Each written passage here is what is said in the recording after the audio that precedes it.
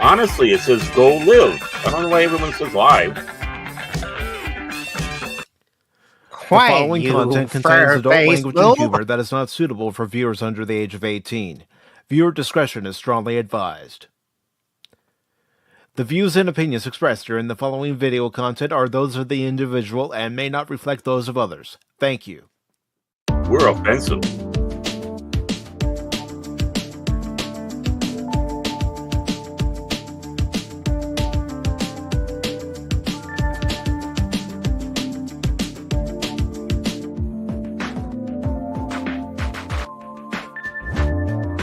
I want rumors.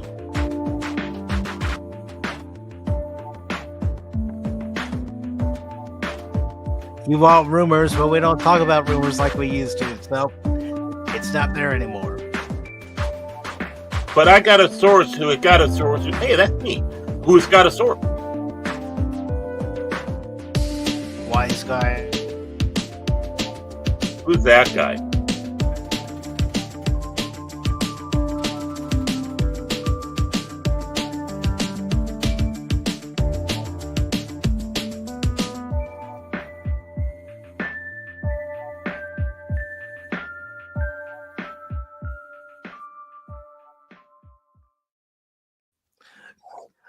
Good morning, good afternoon, good evening, and welcome one and all to Pacific414 Pop Talk for Sunday, December 22nd, 2024, along with our special guest, Arwen Avalon, and his Gameland, Jason Fox of 540 Studio. Hey. We also have Baron Orman Tagge, and Cash Money went to make himself a sandwich with some kale. I don't know. Always. Teriyaki tofu. Yeah, teriyaki. Actually, no. He looked out the window. He saw some kids causing problems. Grabbed his 9-iron, but he'll get his kale wrapped tofu teriyaki style on the way back up. I am your host, Mike, and today we have quite a few articles to talk about, but we also have time to talk to our special guests today, who are once again Arwen, Anna, and Jace.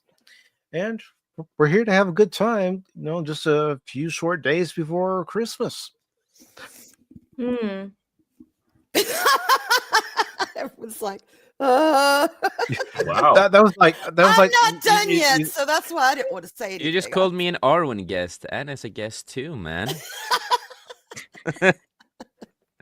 What you doing? Do better. You know what, Jace? Host wars. There. Oh my god. Oh Lord. Yeah. But you get the Baron and Cash treatment. Sorry, Anna. I apologize. You know what? I'm in the pedal. You take. I was actually going to kick him. He took my. I was. That's no fair. I have a feeling this is actually going to be a show where I don't get kicked out. And Cash doesn't even know he's still making that sandwich. Whatever. Yeah. Yes. I don't know. He disappeared. It takes Cash hours to make a sandwich, and It does. Yes. People are all full of shit. So, anyways, I'm back. Hi, man.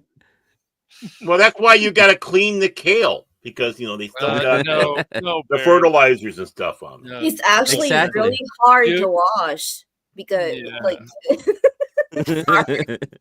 I've never. So is Cash. I don't. It's really hard to wash Cash. I don't have kale. Sorry, Baron. Anything? Yeah, you do. You live in. It's wrapped in tofu. No, it's not. Teriyaki flavor. No, it's not. No, thank you, Mike. Good topics coming up. we do have some good topics coming up. We are gonna talk about Jared Leto being cast as Skeletor. Yeah, bubs. I have thoughts on that. Quiet, you fur face boob, and your chin face boob. I want Frank Langella back. I want Frank Langella. Frank Langella was the best Skeletor in live action. One of the best things this year, though, is all the cursing that Mike has done in gaming. Oh God! Oh God! He's been on a roll. He's been on a roll there. Yeah. Yes. He's beating me in swearing. That's crazy. He has. He has reached that upper echelon bar of swearing. Yes. He snapped. Just go back and watch then, my isolation streams. And then Baron is like, "Hey, Mike," and Mike's like, "What, Baron? Are we doing a show today?" "Yes, Baron, we're doing a show." "What, Mike?" "Yes, Baron. Are we doing a show today?" "Yes." Hey, so this is the Wednesday edition, right? Oh, Baron. Oh, Lord have mercy. Whoa! Oh boy! Are we even going to have a show? Everyone's laughing so much, and that's good. That's good. We're ready to have a good time. We're ready to have a good time, as far as I'm concerned. That's yeah. There are worse ways to start a stream. That's for sure. Yeah. Well, everyone's having a good time. Everyone's having a good time except for Cash. It's not a liquid. It's a great many pieces of solid matter that form a hard floor-like surface. Yeah, that would be horrible. And it's good to see Zach. So I hope you're ready to have a good time. Hey, Zach. How you doing? Wow, How you doing, man? Hi, Zach. Long time no see, Zax. I hope you're behaving up there in the Great White North, eh? And it's also good to see Jad Sparks. Clifton 3D. Hey, Jet. Clifton. Our European friend. Yes. Sorry, that sounds. The European friend. I love how she calls friend. Well, we got two European friends right up in the top row there, eh? True. Well, one European friend and Jace. So that's right. And Jace. Norwegian. We're international. That's right. And Comic welcome to the Relief, hail pyramid. brother, hail man. Hope you're doing Good good. to see Comic Relief Crusader. oh, by the way, Clifton, I met your special needs cousin, Clifton 2D. So I just want to let you know I ran into him. He says hi. Special needs cousin. God dang. Gosh, dang. And Anna, you are beautiful. Can I just say that? You are beautiful. I love your avatar. Oh, thank you. It literally does not represent me, but I am so like everybody's talking about Superman, so I'm like, hey, let's go with Batgirl. See, they should have hired Anna as Batgirl. That film would have been shown. It would have been a hit. Yeah. People would have the DVD and the Blu-ray and the download. You know, the digital. But if they would have only gotten Anna, somebody's got to release that movie. I mean, I'll even forgive the fact that she's blonde and usually Batgirl's redhead. But you know what? No. Just leave it as it is. It's a classic. Yes. Aaron, don't take a deeper hole than you already have. I already have. You will. You know I have. Well, I mean, if we do need a redhead, well, we got the girl up above me here. Hey. Yay! Glavin. Well, you want to know something here? Oh, Gelfoot. Oh, Godfrey here's got something to say. So I got something to say that it's good to see our guests not only on the panel but in the chat, Anna and Arwen, and of course Jace. Sorry. And Jace. Okay. Okay, you know, forget Jace. Okay. Oh. Well, you said forget Jace. He's back. I'm back. Yes, folks. Today we're going to talk about Jared Leto being cast as Skeletor and Amazon. How much we want to talk about it, Mike? I'm just going over it for anyone that's just coming in. All right. I mean, is the discussion officially open? Because I have some thoughts. Not serious, deep thoughts, but here's the thing. Leto brings weird to whatever he does. We know that. Yes. We kind of expect it. But it's just weird enough that this could be his Heath Ledger Joker moment. It could either be a freaking train wreck, or it could be just weird enough to suit him to where it's like we cease to see the weird Jared Leto and we see, hey, this is kind of a neat version of Skeletor.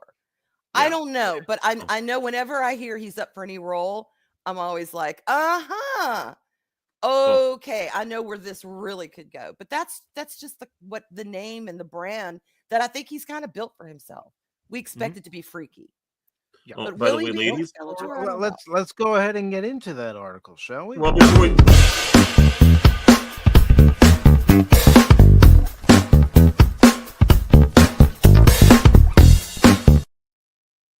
Damn, that gave me a heart attack. I didn't realize. I forgot about that. Before we do, and then the music comes up.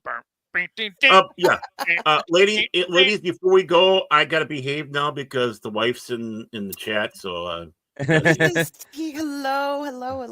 That's awesome. Hey, that's the lady who puts up with me. That's the saint who puts up with me. I see the long suffering tag on there. Yep. The long suffering Mrs. I love it. So we have this article by Matt Grober on Deadline, and it says Jared Leto confirmed as Skeletor in Amazon MGM's Masters of the Universe. Sam C. Wilson, Hathor Bjornsson, and Kojo Atta also aboard as villains. And of course, you see images of Trapjaw and Triclops. Well, I don't know. I'm not sure. Even the script for the movie doesn't sound good. So yeah, it's like... yeah, but Jace, you're gonna be the first one. We're all gonna hate on this, and you're gonna say it's good. I'm not even a fan. He'll become a fan after this. I agree, absolutely. Because Jace is contrary. I mean, everybody likes it, then I'll hate it. Oh, everybody hates it, then I'll like it because he likes to cause problems. I'm just a picky person of what I like and don't like. I'm just picky. Picky. I have to say though, it is kind of refreshing because I do have some movies and some shows that I absolutely adore, and everybody hates it. So it is kind of refreshing to see somebody to say, I don't care what you sons of bitches say. I'm going to live and ride and die for this. Exactly. Exactly. Me and Rebel Moon, baby. Me and Rebel Moon. That's how it is with the 2000 Dungeons and Dragons. I love that film. But, everybody, it sucks. It sucks. It's like, get yourself in the spirit of it. It's good. It's fun. It's silly. Just like, it's like you're sitting around with your friends at the table and... And you think you're going out like Excalibur, but you're really going out like Monty Python and the Holy Grail. Well, it's like how Kilted feels about season 2 of Arcane, and man, everybody or the majority of people are like, "No, it's not that good, Kilted," and Kilted's just sitting there trying to defend himself. And yeah, I think that's like what brings us together is we all have our individual likes or dislikes, and we can't like sub to everything that like your tribe is liking or disliking. I like things that people don't like. Same for everybody on the panel. And I will always listen to like why you like it, but I'm sorry, Jace, I just have to say it. I don't like Rebel Moon. Everything's gonna come back to me just because my love for Rebel Moon. I tried. I'm a victim here. I'm a goddamn victim, people. God damn. But when it comes to Kilted, even if we do like what he likes, we still go after him and say it sucks just to drive him nuts. And I love that. Don't change. Nobody change because it's fun. It's fun. Kilted's on there, and then it's like, oh, hey, we're doing this stream right now, Cash. Get on there so you can fight with Kilted about season 2 Yeah, of our okay. game." I was like, this is not happening like you think it is. Sorry. Good point. So the article says Amazon MGM Studios and Mattel's live-action Masters of the Universe film has 4 new villains. Deadline has learned Jared Leto is confirmed for the role of Skeletor. Is he ready for it, or is he going to be a boob? Boob. Boob. He's going to be a boob. I got to be him. Have initially been linked to the project back in September. Others now on board include Sam C. Wilson as Trapjaw, Arthur Bjornsson as Goatman. I'm not familiar with Goatman. And maybe he's the new one. Maybe. Kojo Ata as Triclops.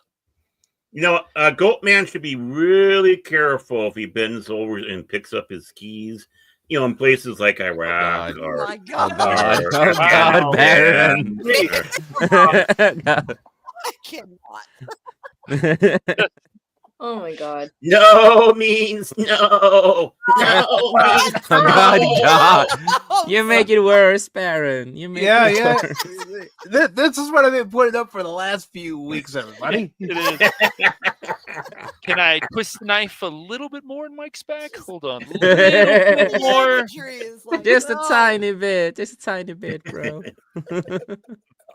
That's why you face them towards the mountain or towards the cliff. They push back harder.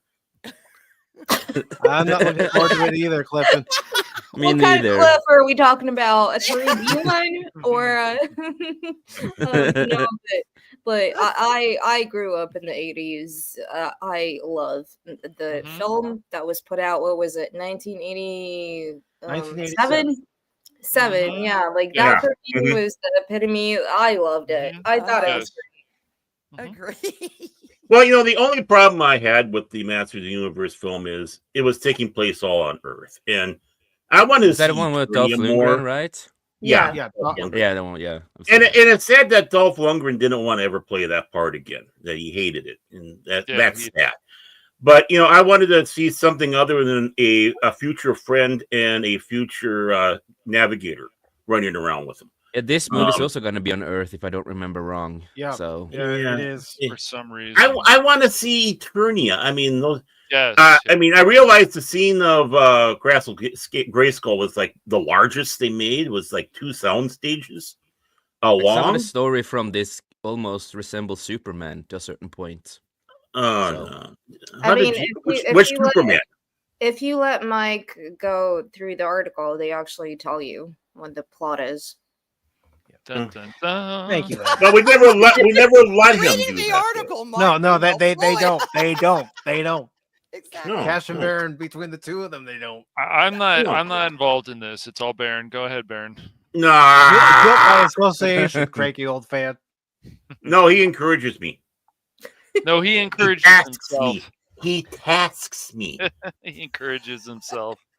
So it goes on to say the primary antagonist in the Masters of the Universe franchise, Skeletor, is a powerful and cunning sorcerer serving as the arch nemesis of our hero He-Man, played by the previously announced Nicholas Gelsenstein. I can't pronounce that last name. Save my life. Bless you. Yeah. Thank you, Baron. Thank you. Oh, wait a minute. Isn't it Guzzolene? He was named after Guzzolene. Guzzolene. He was named. His parents came up with the name while watching Mad Max. Guzzolene. Galitzine. I'm just gonna say Galitzine. Seems about right. Oh, close enough. You're my Galsentine. I was trying. It failed. I'm sorry. I'm so very, very sorry.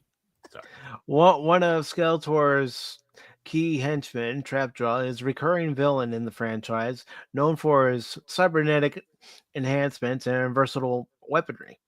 Goatman is a minor villain known for his goat-like appearance and association with Skeletor's forces, while Triclops is one of Skeletor's most resourceful and tech-savvy henchmen, a skilled swordsman who's a master of surveillance and technology. As previously reported, Alison Brie is on board for another villain role, that of Evil Lynn. Also set to star is Idris Elba, who plays Duncan. I'm sorry, I have to stop. I love my Idris Elba. I do too. That would be ticket alone. It's the movie shit. I don't care. Idris Elba's in it. Let's go. Exactly. Because he's just so fabulous. But if he's playing Duncan, he needs to have the porn stash. Of course. That's important. So But Alison Brie, though, Alison Brie is Evil Lynn. That I find interesting because I don't know everything she's ever done, but she's not exactly known for the kind of that villainous over the top. I know her from freaking Community is Annie, and I've seen her in other things that she's done very well. She was in the Netflix, The Gorgeous Ladies of Wrestling. That was kind of a very loosely based, true on the real Gorgeous Ladies Wrestling in the 80s. She was in that, did a pretty good job. She's been in some like Masterpiece Theater stuff. So she's a good actress, but it's not one that I would have pegged for Evil Lynn. So I find that that casting choice along with Leto, I find that very interesting. So I think they have a vision. I don't know. I'm interested in this casting choice. Let's leave it at that. All I can say is I hope Brie doesn't play the role cheesy. That's all. See, I agree. That would just if we're going, let's do it. Let's go there. Let's do it right. How could everybody miss that joke? I'm hurt now. Sorry. I literally giggled, Baron. I just rolled my eyes. My bad. Yeah. Based on the iconic Mattel franchise, Masters of the Universe, plot is being kept under wraps. Travis Knight is directing from a script by Chris Butler, and of course, for anyone who's not familiar with Travis Knight, he actually directed Bumblebee, which was actually pretty good, especially that opening scene on Cybertron. Yeah, that was a good movie, dude. Which I love. Bumblebee, yeah. David Callahan and Aaron and Adam Nee worked on the initial draft. Previously in development at Sony and Netflix, the film is being produced by Escape Artists and Mattel Films for release exclusively in theaters worldwide on June 5th, 2026.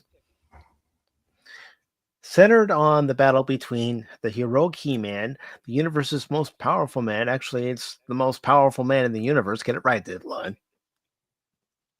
And the evil Skeletor.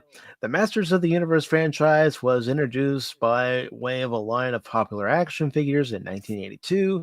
A year later, the animated series, which was produced by Filmation, He-Man and the Masters of the Universe premiered, becoming one of the first children's programs to be syndicated on television during its 2-season run.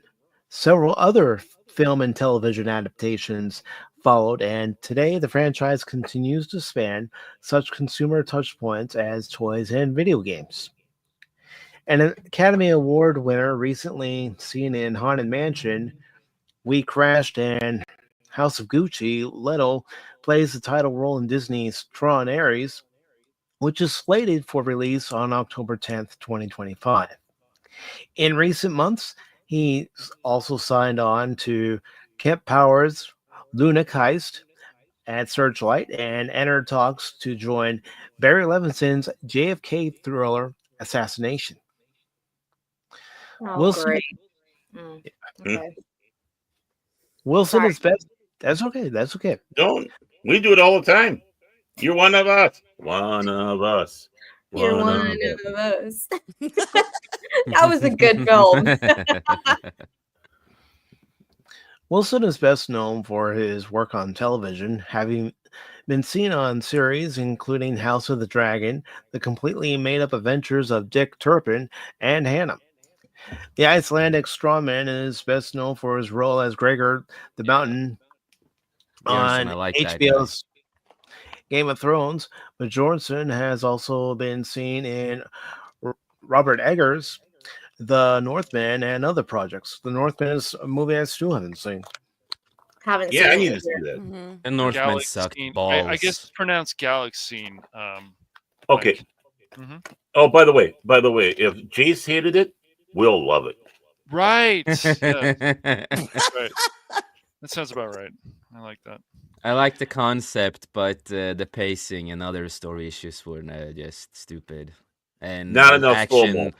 the action reminded me of The Last Jedi. So It wasn't as great as the Bad Batch season 3, so nothing can be. Well, okay. What, Here's it's a not couple No, I things. heard that Let's see that about. season was pretty good actually. But They said Chris Butler was the one who did the screenplay for this, the script, The initial screenplay. the initial Yeah. one. All right, I've looked him up. He hasn't done a lot of stuff. The only thing that I've seen that he's done, but that I freaking absolutely loved, was Paranorman. He Okay. wrote the script and the screenplay for Paranorman. And that Okay. is just weird enough for me. You know, it's weird, but yet it brings you back to a good. It's not weird for weird's sake. If y'all, I know a lot of people have seen it, but not everyone has. It's just one of these movies that you think it's going one way and it brings you back completely different. But it yeah, all it's a makes unique sense. movie. It really is unique, and it's Yeah. so good, and it's kind of niche. You know, it's very much a certain subject matter, but it's so good. So that encourages me. And It's also, like you can y'all, fit- I didn't even know Leto played the Hatbox Ghost in Haunted Mansion. When I watched that movie, I wasn't paying any attention to who did what. I was tired. I was like, I'm just going to sit down and watch a quick popcorn flick. And I loved it. He does not strike me as Jared Leto in that. So I didn't even know it was him. Again, that encourages me. I'm like, maybe him and Skeletor, there's something here. So I'm a little encouraged, but again, who knows? Who knows? But yeah, I find that interesting. I hope he sees Langella's performance, not to copy it, but to get that feel of, Skeletor and doing that proper over the top. Yes. What we expect. And he could make it his own. Yeah. But if he keeps that brand, that core that makes Skeletor, like you said, who he is and what he's about, and those mannerisms and the voice inflection that everyone can pinpoint and go, yep, that's Skeletor. It'll work. But if he brings too much Leto and not enough Skeletor, we're going to have a mess. Exactly. And that is one of the things that, like, for me, like when he played Joker, he did it over the top. He just like he did not he could not tone it down. He just did the thing too much too flamboyant Joker. That's how I felt about that. And again with Skeletor, he's kind of like a Joker character too, but in a different setting. And you have to have an actor who and Jared Leto with all his like weird shit that he's doing. Like, he's so self-obsessed. The record of being weird. Well, yeah. It's definitely a choice. As long as they go very far away from the Kevin Smith nonsense, then maybe it can work. Please. Yeah, we don't need a Skeletor that sounds like. No, we don't. Oh, by the way, no, I was told we can't do that no more. But fine, go ahead. Merry Christmas, Baron. Oh no! Here we go. Fuck you, Mark Hammer. Just fuck you. Fuck Mark Hammer. Mark Hammer. I want to. So if we see him at a convention, hey, look, everybody, it's Mark Hammer. Yeah, I encourage it. Thank you, Phil. I love that. Everybody buy a megaphone, go to a convention that Mark Hammer's at, say, hey guys, look, it's Mark Hammer.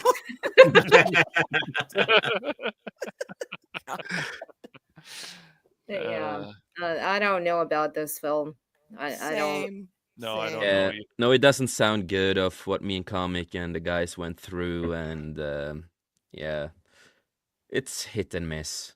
I mean, at this point, it's one big fucking we'll see. Oops, I'm sorry. Can I say yes, you can curse. Arwen, yes, you can curse. Did you just hear me, Arwen? I'm sorry, Baron, but I'm all over the place, and some people I stream with don't, So it's most people I do. But anyway, I'm sorry.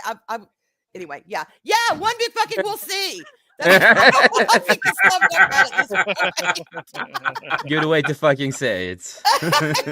We're all like, we don't know, we'll see, But yeah, this could be great, or it could be, ooh, it could be. Welcome to F Word Sunday, folks, on Pop Talk.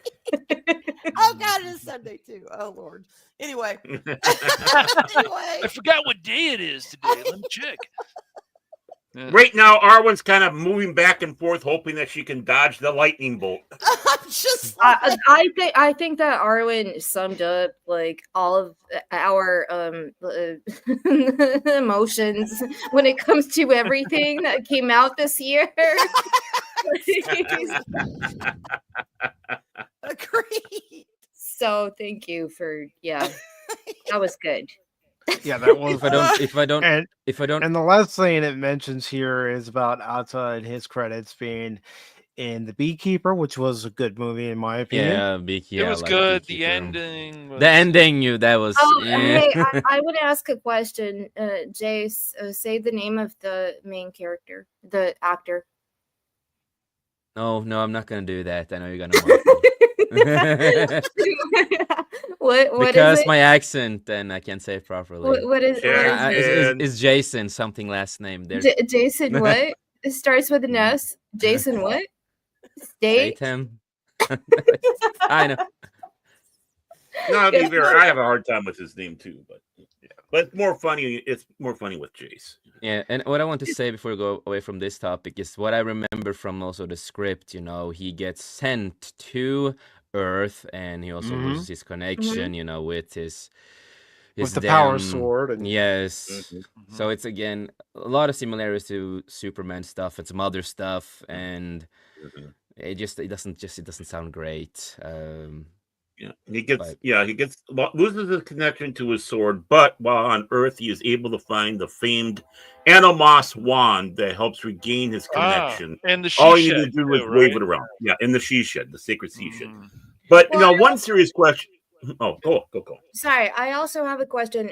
Why are they always going back to like the old like either comic books or older things, which they are trying to make films or shows about, and they keep failing, but they still keep doing it.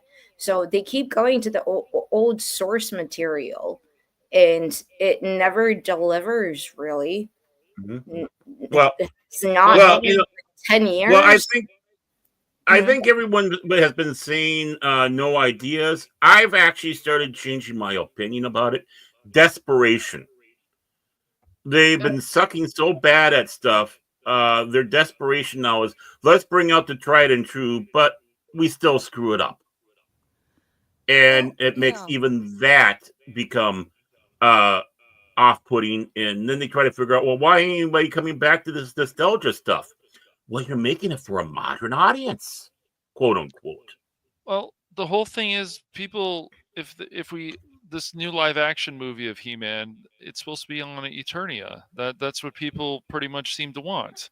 They don't want anything to do with Earth. Yeah, just a proper He-Man movie, like a massive universe, Just the only thing I wanted to do with a lot of his mother. What they did with the animated stuff, even the 2002 stuff. Do more things like that in live action. Why not? Whatever. Yeah, what do we know? We've only known about these properties for how many years? The only thing I want to deal with Earth is his mother, and even then, we still don't have any idea what year she comes from, right, Mike? We just know that she was it never mentioned in the Filmation series what year it was that she went off on that mission with NASA. Exactly, and which is wonderful. Keep it that way. Keep that a mystery. But obviously, it's a little bit more advanced tech than ours. But yeah, leave that the only thing. Even if you want to show something about her being blasted in space and going and ending up in Eternia, then she and the king get together and they make a little He-Man, and away you go. That's the only connection I want with Earth. See, and the rest of it, I want Eternia. That is the thing. What I think we as viewers and fans and you see this across the board, get so frustrated. Like they could take old lore. Yes. Or they could take, lore that's shit that's progressed further on in the story. They could take all that. But here's the problem. Right. Fans, contrary to popular belief of what they seem to think, we are very forgiving if they follow the damn roadmap that's already been laid down. And we see this time and time and time again. Oh, look at Jackson. Look at the Lord of the Rings trilogy. Yes. I don't know. Yeah, there are little nitpicky things that it's like, okay, did the elves really need to go to Helm's Deep? I'm a purist, but at the same time, I'm cool with that because it looked good on film. What's his name? Faramir. With his struggle with the ring. Never happened in the books. Yeah, he was one of those pure ones that was like not going even near it because I know it'll nope, not going to do it. But you saw that struggle. There were things that he changed, but we're okay with it because he respected the damn lore. But more importantly, the roadmap's already there for all of these people making this stuff. Follow it, and if you show us that you're looking at it, you're honoring it, you're treating it with respect, then maybe you could go down these little rabbit trails that aren't necessarily in there, but make sense. And we can be like, okay, we know why you did that, but we're all right with it because you have everything laid out that's already there. Why in the hell? Oh my God, mini rant. Why in the hell, if you're going to get an IP and do the story that's already been established for, I don't know, decades, and not follow it?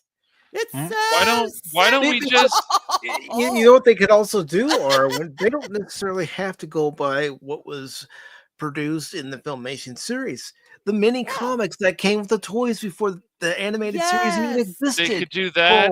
A story.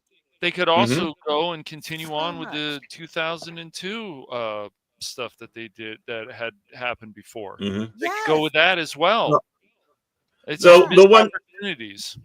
Well, and to follow the piggyback on yours there, Arwen, it's not just that aspect, but Peter Jackson. If you come and have and explain why you did the change and are not insulting the fans, this is your opportunity to explain your work and why you did or felt you had to do it, because we all know it's a translation. It's going to be hard to translate, especially Lord of the Rings, how epic it is. And we needed to do this, and we needed to do this to try to keep the story flowing. We weren't able to put these elements in, but we decided to shift them here. Now, that's what we also want. We don't need to have these fans coming forward and being, not fans, but these producers coming forward and being absolute twats about it. Right. And being insulting the people. It's like, how dare you question my vision? No, vision should be questioned because you want, not because you're being snarky, but you want understanding of the art. Yeah, I agree with Arwen. It's such a different world that we are living in now. Back then, like creating a world, whether it's writing a book or making a comic book or making a film or anything, it was your passion to do that. Now it's become, which is why I have so many like discussions with people about the new Superman thing. I just feel it's so hollow. There is no life in it. It doesn't have the same thing that Christopher Reeve's Superman had. Like it just doesn't have that. And like, I'm not a big Superman fan. Everyone knows that. I'm Batman for life. I'm Batman. But for me, it's in the same universe. You create a universe, and we as fans have lived in this universe since we were born as little girls, or when He-Man for me was always, I used to have He-Man toys and and Transformer toys, and it's something I grew up with. So when you start changing the way I actually saw these heroes or these characters, and you try and make them different, for me it's immediately like, whoa, something else is going on here. It's not for me. immediately, this whole like He-Man reboot is not for me. So when people say, well, you have to give it a chance, you know, like Jared Leto and this and that, let's see what it, for immediately, I'm like, no, it's not going to be for me. I agree. At the end of the day, everybody has the personal choice to give something a chance. And at the end of the day, if you're like, no, this does not look like a path that I want to go down with, you know, with my memories, with my, so I'm going to pass. You have every right to say that. Studios, no, we don't have to give you a chance. We don't. And I think they're missing the boat when they realize we're not just trying to be difficult, and we're not getting, I mean, yes, there is an aspect of nitpickery about it. There are some people that are not going to be happy no matter what you do. People are people. That's exactly humanity. But for the most part of the people that I've talked to and kind of observed and seeing, you know, their concerns, their frustrations, we love these things and we want to continue to love them. And we're not going to come down on you, you know, if you change this little thing, again, like we said, if it makes sense and we understand your reasoning behind it and it works. Exactly. We may not like all the changes, but if we see you are treating something with respect and you want to make it because you're like, yeah, this is a good story and people will love it, we're okay with that. But when it starts getting down to they put something for modern audiences and they change it and then you're the big suck if you don't like it, no, it's not how it works. And they're going to lose money, and I don't know why they just don't see that. I want to know, when they're working on stuff like this, then how much of the lore do they actually know about and care about? Right. Oh, we have these characters. Okay, great. We have this story. We have this world. Okay, well, why don't we get Eternia? Oh, we have to go to Earth again. Well, why?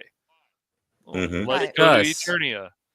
Yeah, I mean, I understand the first movie. It was because of budgetary reasons. Yes, I get it. But they shouldn't have that worry now. It's not hard to change the universe, and I will give them a benefit of doubt all the way up to when it's released, and people that we know and trust, you know, people around our community and such, give their feedback. And and we know each other, so we know where people are coming from, why someone would hate it and why someone would love it, why someone would be neutral about it. And that is what I'm giving. I'm not giving that the studio the benefit of the doubt in that aspect. I want to see what my fellow people. I don't trust Rotten Tomatoes. I do not trust any of these so-called critics out there, or these simp bots that you have. Yeah. It's people like Arwen, it's people like Anna, it's people like Jace, Cash, Mike, or whoever is going to go out there and see it. Because Lord knows, look what happened with Mike with Transformers 1. Right. We were from that first failed trailer. We all thought this is going to be maximum suckage. And Mike then, was told, no, then I went in and I saw the movie, and I saw elements that just brought a smile to this G1 fan's face. They paid respect to what came before and added the other little parts of lore that has been established since G1. Yeah. Yeah, and they put it in there. You know, and you know, it's like I think anyone who really knows me knows how much I love The Dark Knight Returns, the miniseries that they did with the comics, and of course, then they did the animated. And I thought the animated was done rather well, but I did have issues with it. I wish that they would have put some of his inner monologue that he had, not all of it, just some of it, in the movie, because, well, he's a detective, right? Detective movies have that inner monologue.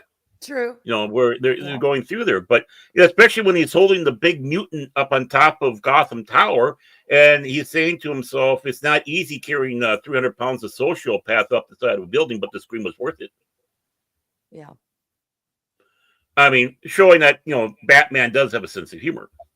Yeah, exactly. I mean, here's how I look at it. Since they're, you know, grabbing from 80s properties like Ninja Turtles, they've been on and off about doing a Thundercats live action movie. Oh, I got feelings, but okay, let's keep going. Sorry. Thundercats. Yeah. Well, They need to hire Sydney because Sweeney. They need Sydney Sweeney in there. went from this cool thing of Thundercats to like Thundercats Go and stuff. It's like, no. Just give it Yeah. it breaks my brain. It's just so simple. It's just so simple. And they Yes. refuse to do it. Mhm. Sorry. And, you know, of course, the previous mentioned Transformers and, you know, many other 80s properties like Voltron that they want to make into live action movies. Well, if you're going to do it, pay respect to that source material. Yes. Right. And especially when it comes to, you know, Voltron, go back to the Yes. original source material. Please. I'm talking the Gold Lion source material. I mean, even the G.I. Joe movies, yes, they got some things right, but they got a lot of other stuff wrong. And Hasbro approved it. Hasbro approved it. Yeah. That's why you want to sit Dang. down with these directors and these writers and other people and say, how much do you actually know about the lore? And I know a lot of people in Hollywood are, how dare you? But seriously, You're a bigot if you ask. right? Exactly. So, Because you but want to really, know we need something? to know. We need to know how much they know about all this, the property that they're working on. You're taking something that somebody has loved for so many years. Don't go around butchering it or trying to put your own spin on it that doesn't make sense. So, Looking at you, Rings of Power. Sorry, I had to. Oh. Sorry. looking at you, Wow. fully shit. Yeah, Joker too. Yeah, exactly. That's why, like, again, Really like, it's the insulting. studios right behind it. I don't have any faith in Amazon Studios Not at at all. all. And like MGM, I don't even care. I don't remember a single film like that I can off the top of my head. I'm like, this is MGM. Yeah. But now it's all like, oh, it's a Netflix film or it's an Amazon film or it's, I don't care. But I only know that Rings of Pooh was bad. I don't Well, care. this is a good Horrible. segue into our next article, Anna. What?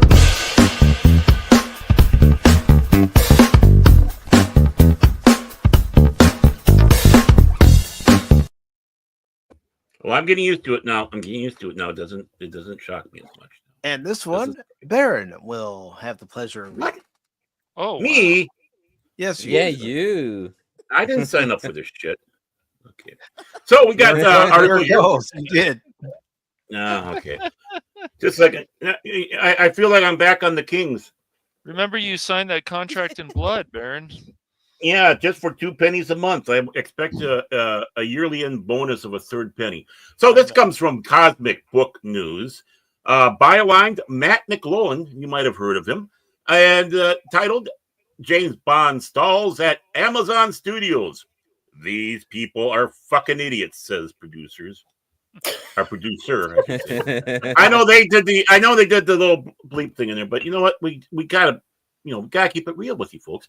So fans of Lord of the Rings, The Wheel of Time, and likely He-Man and Voltron are already well aware, but now the owner and producer of James Bond has said what everyone else is thinking.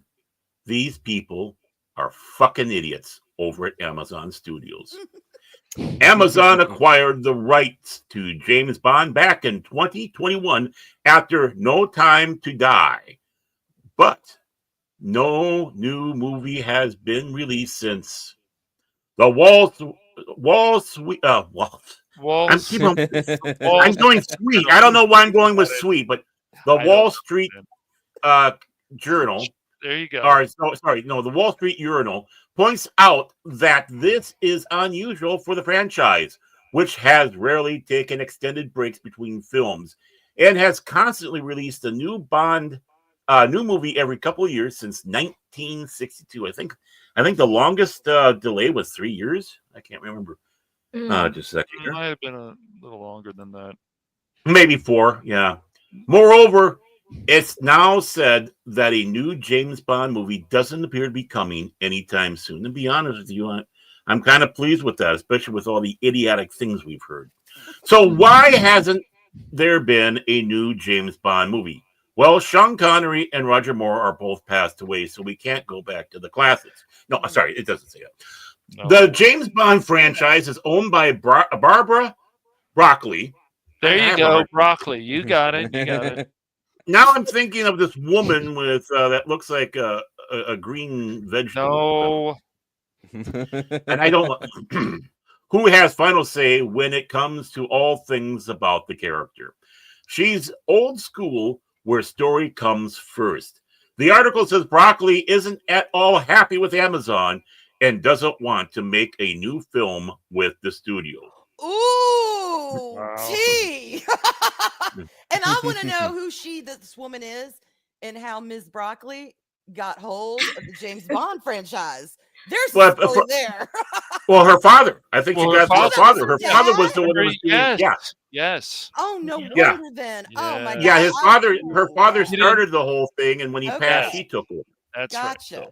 Good. Okay. Yeah. Keep that under lock and key then, Ms. Broccoli. Don't let Yep. the world Mm-hmm. The relationship, with Ion Films. So, the relationship between the family that oversees the franchise and the e-commerce giant has all but collapsed. The decaying partnership has scuttled any near-term hope of a new Bond film. Well, then why did they already knew the history with it? Why did you do business with them, Broccoli? Okay, tech industry. It's about quantity over quality. I'm sorry, I have to make a joke. Cash, how is your kale? I don't eat that kale. God damn. I don't know what you're talking about, Anna. Tofu wrapped in kale. Yeah. No. Teriyaki flavor. That never With the teriyaki flavor, exactly. Yeah. I hear he's going to get bold someday and actually put buffalo sauce on next time. No. Buffalo sauce. How do you know all of this, Baron? That is Baron. talk. I started thinking some of these people here work for CNN. Fake news. Fake news. Fake news. Be nice to Jace. Be nice to Jace. As the Wall Street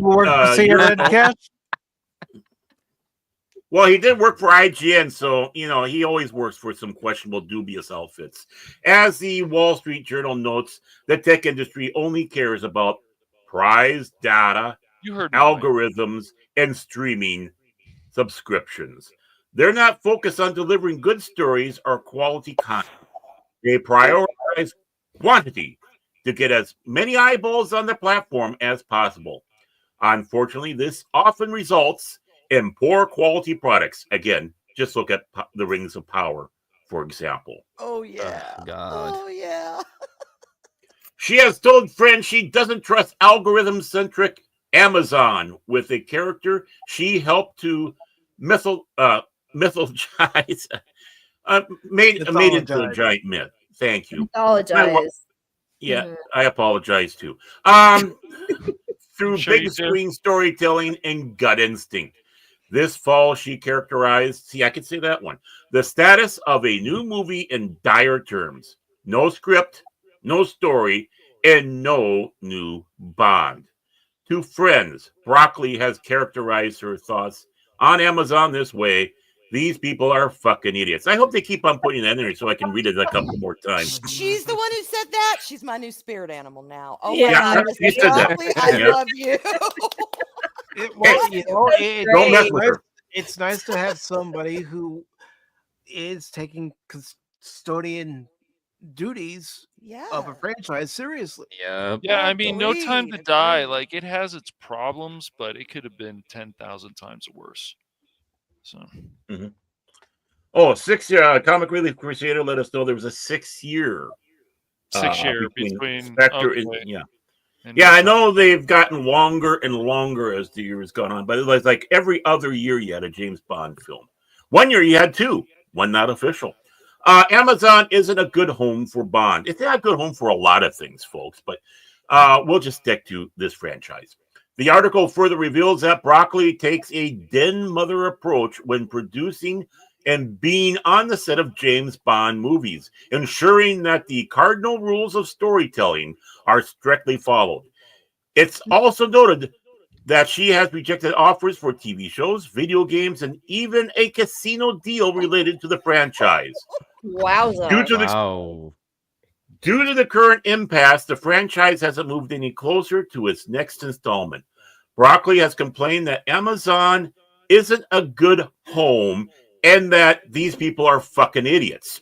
She is like, get off my lawn. Yep. I love it. I love it. Yeah. Yeah, she's like Cat with that 9-iron. It's amazing. That's right. Back in November. He used it on you, Baron. Where are you? Yeah, you already have. That's why he's sent your buddy Ilhan Omar over there. Talk to you. You guys can have a coffee. Well, we are having a thing. Just don't tell the long stuff. Back in November of 2024, I go for power. Back in November of 2024, Broccoli filled in the AP. They are going in a new direction with the character, which makes sense as spoiler alert, spoiler alert, spoiler alert. Yeah, some people probably haven't seen it yet, so. As the Daniel Craig version of fine, Baron. I get the hint. You want me to put up the spoiler card? Fine. There you go. I was expecting more from you, Mike.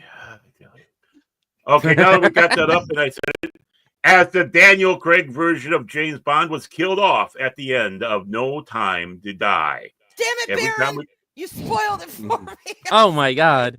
And then in the end too, it says James Bond. It says Bond will return. Move him from the panel for a little bit, Mike. Yeah. He'll come back. He'll come back from he'll regenerate like the Doctor. That's what's going to happen. You're going to see Daniel Craig's body, and it's going to shift into some female. Every time we cast a new actor, the films change. It's the excitement of a new Bond, a new direction. Every one of these people who took on the role offered something new and different, except for George Lazenby. And of course, and they had the names that are thrown out. Of course, the first one that's on there that was still a really good film, though, dude. I know. I just like picking on George. I just want to say, like my dad is quite so British, and like growing up as a kid, like his hero was James Bond. Yeah. People who grew up with him, his friends, their hero was James Bond. You can't change that yet again. No. We're going back in time and trying to make a character that was made for people back in time and trying to make it something else. And it doesn't work. It never does. It's just so like, I don't like James Bond. Never did. I think he's arrogant. I think he's a womanizer. Like, if I met him, I'd probably punch him in the face. Sorry. Not kick him in the balls. They're portraying him correct if you don't like him that way, because that's what James Bond is. He's not a likable man. Exactly. But little boys used to grow up thinking they could be somebody like him, and there is nothing wrong with that. You know, people who were born in the 50s and the 60s, there is nothing, you don't need to change that narrative. Right. And if you're going to try and take James Bond, the Bond we all know, the lore that's there, come on. Pussy galore. That says it all. And that name was celebrated. Exactly. Celebrated. Yes. And if you try and shoehorn that into the modern sensibilities of the quote unquote, the modern audience, we all know what they're talking about, that ideology, you're not going to anymore have James Bond. You're going to change him. And it's also the same thing that even the last Bond film. Go ahead, Jace. No, I was going to say too, it's also when they started with re-releasing the books and stuff, and they start talking about and also trying to changing and censoring things in the books that was offensive and all this kind of stuff. So but it's supposed to be like No Time to Die. They changed things. Like, why would Felix do this? Why would he be in this situation? Why would Bond feel this way? Why is he becoming more trusting? At least that's what I got out of No Time to Die. And it had some great action sequences, but really, it's just, there's certain things you just should not change about the character. Oh, well, he's got more of a family now, so he has to become more trusting. No, I don't agree with that. No. He's a spy. That's first. Right. And let's go back to Pussy Galore. I mean, I can't remember how they fully portrayed her in the movie, but in the books, she was a lesbian. Yeah. Exactly. Right? So Ian Fleming's throwing this character in there. It's a lesbian that's a part of the story back in the 50s, 60s. It's the same even thing. Even the name today would send people running for the hill. What do you mean you have a movie with a woman named Pussy Galore? Oh my God, you're against women? Exactly. I mean, it would just start a crazy. So to me, you cannot have Bond and his world the way he is, the way the surroundings are. You can't try and shoehorn that into modern sensibilities, the way that it stands on, like, let's use Twitter for example, because it's not, you're going to destroy everything that makes him James Bond, and that character, love him or hate him, he is iconic. Everybody knows and has that thought of what James Bond is, who he is. You love him or hate him, doesn't matter. Don't mess with him. That's the whole thing. We've seen this with their where they changed the Joker in the Joker 2 movie, the newest Indiana Jones movie. Yeah. They change Indiana Jones. They make the goddaughter or granddaughter, whatever the hell it was, who it was, Phoebe Waller was. They make her more important in a way. Yeah, Fleabag. She was his goddaughter. Was it the goddaughter? I don't know. I don't know why I still remember that. But it's really like they make him, they disrespect him, then they put him in another time period where things are going to change and not for the better in the future. And he's like, I want to stay there. It's like Harrison saying, get off my plane, but really it's just, it's crazy because why would these characters ever act like this? And that like, it's really insulting to see that. It's like with Voltron. They make a new animated one. They're like, hey, did you know Keith is now in love with a guy? What are you talking about? Oh my God. Like, he's in love with the princess. What is this nonsense? Come on, people. But are you misgendering the princess? Maybe she's got a doodle down there. Maybe she's got some on top and a little extra down below. You never know. Hey, I'm not actually the princess. My name is Bubba. Yeah.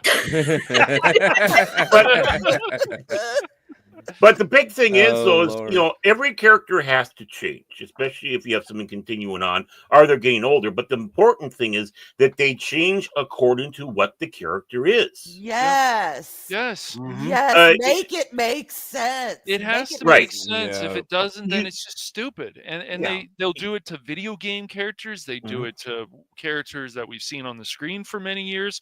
It's crazy. They also change. They have female characters that are already, they're strong, and then like, no, we're going to change it to this. It's like, it doesn't make sense. Yeah. Well, and that's just it. We don't like static characters because they get boring. I think that's one of the reasons why sometimes the hero is so yawn, because they're static.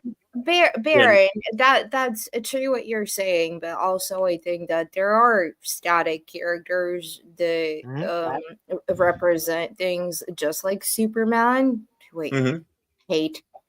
Don't like the guy.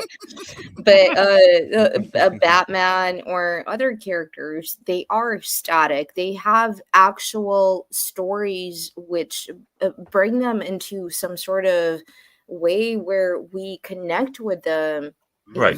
Through anything that they're, but they are static in what they represent to each one of us, right?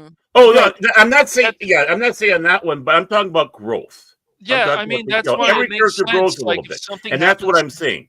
Right. When I say that so many heroes sometimes are static, or some heroes are static is. There's no growth to them. They're this way constantly, from one to the other to the other. It's just can any of you on the panel name me a good new superhero character that has been written or released in the last 10 years? I can't, to be honest. That's been written a little differently, you mean? That's been or like a new brand new character. Snowflake and what was the other one? Snowflake and What Safe do they space. say? Safe space. Here, Give me that comic. I want to read it. It's so badly how bad it is. I'm not Starfire. That's the other one. Oh, I'm not Starfire. Yes, God, yes, an that was internet a gas self-insert. dude. Oh man, Oh horrible. God. Wow, I haven't thought of them in a while. I thought that was such a joke when that came out, and when I found out it wasn't, I'm But like, a new know. good It's superhero. cringe. That's yeah. well, that's a good question. Superman's gay But a son. new Yeah, one. that makes sense. You know. Yeah. But like a good I really one. can't. That's hard question. That's a really good question. Well, Right, remember, it is a good question. I don't when know. it comes I to mean, recent Because I comics, always go back to the old characters. I always go back to the old characters, like in the old days, mostly. Well, Yeah. they miss so many points of the character, so if they're like, "Hey, we're gonna make this gay character, okay, and he's gonna be super flamboyant, yeah, and he's gonna have Yeah, bright colors," and you're just like, "Huh?" well, these are also the same comic book creators who decided when it came to Superman, oh, we're going to drop his motto of truth, justice, and the American way. Yeah. Because it doesn't fit our narrative anymore. Things aren't impactful like they used to. Like, even when certain characters die, if it's Star Wars or something, oh, that character died? Okay. And next. Instead of actually feeling something for it, like, oh, wow, that character actually died. Like the Penguin. When you actually feel something for these characters, you're like, I don't know if I would want to hang out with these people, but it's like, ooh, my show that is so good. bang. Yeah, it's just, that show did not mess around at all. And it was nice to see. Yeah. Oh my, Superman died. So anyways. That's right. Superman, what? Crypto took over the mantle? Okay. Any other final thoughts on this article before we move on to our next topic? It's good for her. Stand strong, chick. Yeah. Stand it's nice to know, strong. Yeah, it's nice to know that there's somebody in the industry who is, again, a strong woman in real life, holding the line. Holding the line. God bless you. I mean that. God bless you, Barbara Broccoli. I really mean that's right. She's the custodian of the franchise, and if it doesn't meet her approval as far as the script is concerned, then she's not going to just say, oh, yeah, go ahead, produce this pile of shit. No. Not like the Tolkien family that goes, oh, money, money, money, money. Yeah, well, isn't that the same with the Roddenberry? Whatever's left of that family? Yeah. Yeah. Roddenberry. Yeah, Right, Roddenberry. Yeah. What are you guys going to do? Do I get money for it? Yay, Hercules! I hate my dad, but I love the money. I hate my dad. I love the money. Here's what I've and it kind of I've always wondered about this. And when Baron was like, well, did she not know? Amazon's not compatible. Did she not know in the beginning? And I've always thought about this because there are so many companies that own other companies that own other companies. There's like the umbrella company, and there's all this, distribution, all different kinds of companies. Is it not possible for a company to buy the rights to an IP and then filter it out to one of their one of their subsidiary companies, for that company to end up making the product, and you as an IP owner being like, what the frick? That's not what I didn't sell to you, but yet technically it's all legal. It's all it's still their company. Yeah. Do you think that happens more than we know? Yeah, definitely. I wouldn't be surprised. And then you're stuck because you've already sold the rights for, the main company to do it, and they're technically doing it, but then you're going to get a piece of shit product because Amazon can't read Tolkien. Yeah, I don't know.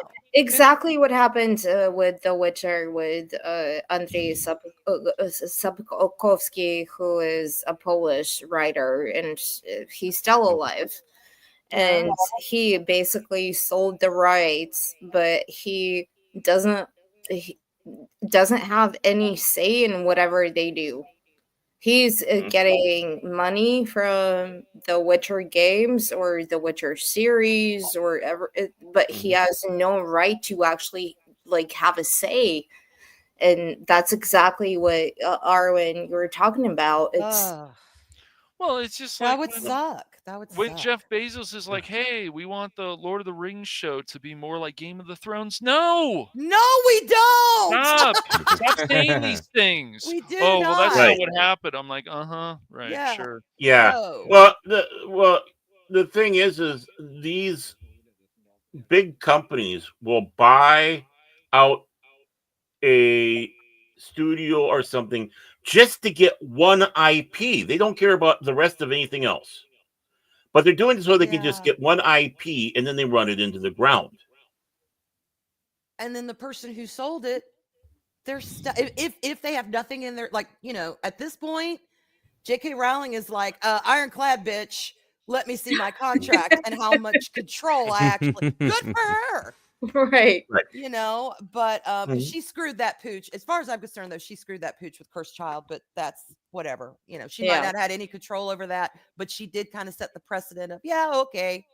But anyway, not every person who has, who has written something, especially if they're new and they've written this amazing IP, they're getting traction, and then a studio or somebody swoops in and wants to, we'll do a great film or we'll do a series. You may not have the power to say, okay, you can, but I want this that's written into my contract for my protection. And when I see things like this, like Rings of Power, I think, what in the hell? Well, did they have a choice or not? I don't know. And that happened with One Piece.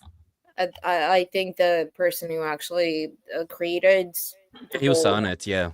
Yeah, like he actually said, if you're gonna do this show, you're gonna do it my way. Good for him. And it came back for season 2. He came back to set over season 2 and everything also to watch over. Well, and they had to redo things it for felt it too. A lot like the games, even though Jonathan Nolan before said, "Oh, well, we're not going to exactly listen to the audience." Well, you did a pretty good job of listening to the fan base, because look at what they created. He was trolling. He was trolling. Yeah, he probably was. But The Witcher, like, the only good thing was Henry Cavill. When either if you read the books or you played the games, you're like, some of these characters, like, that's not how they would act.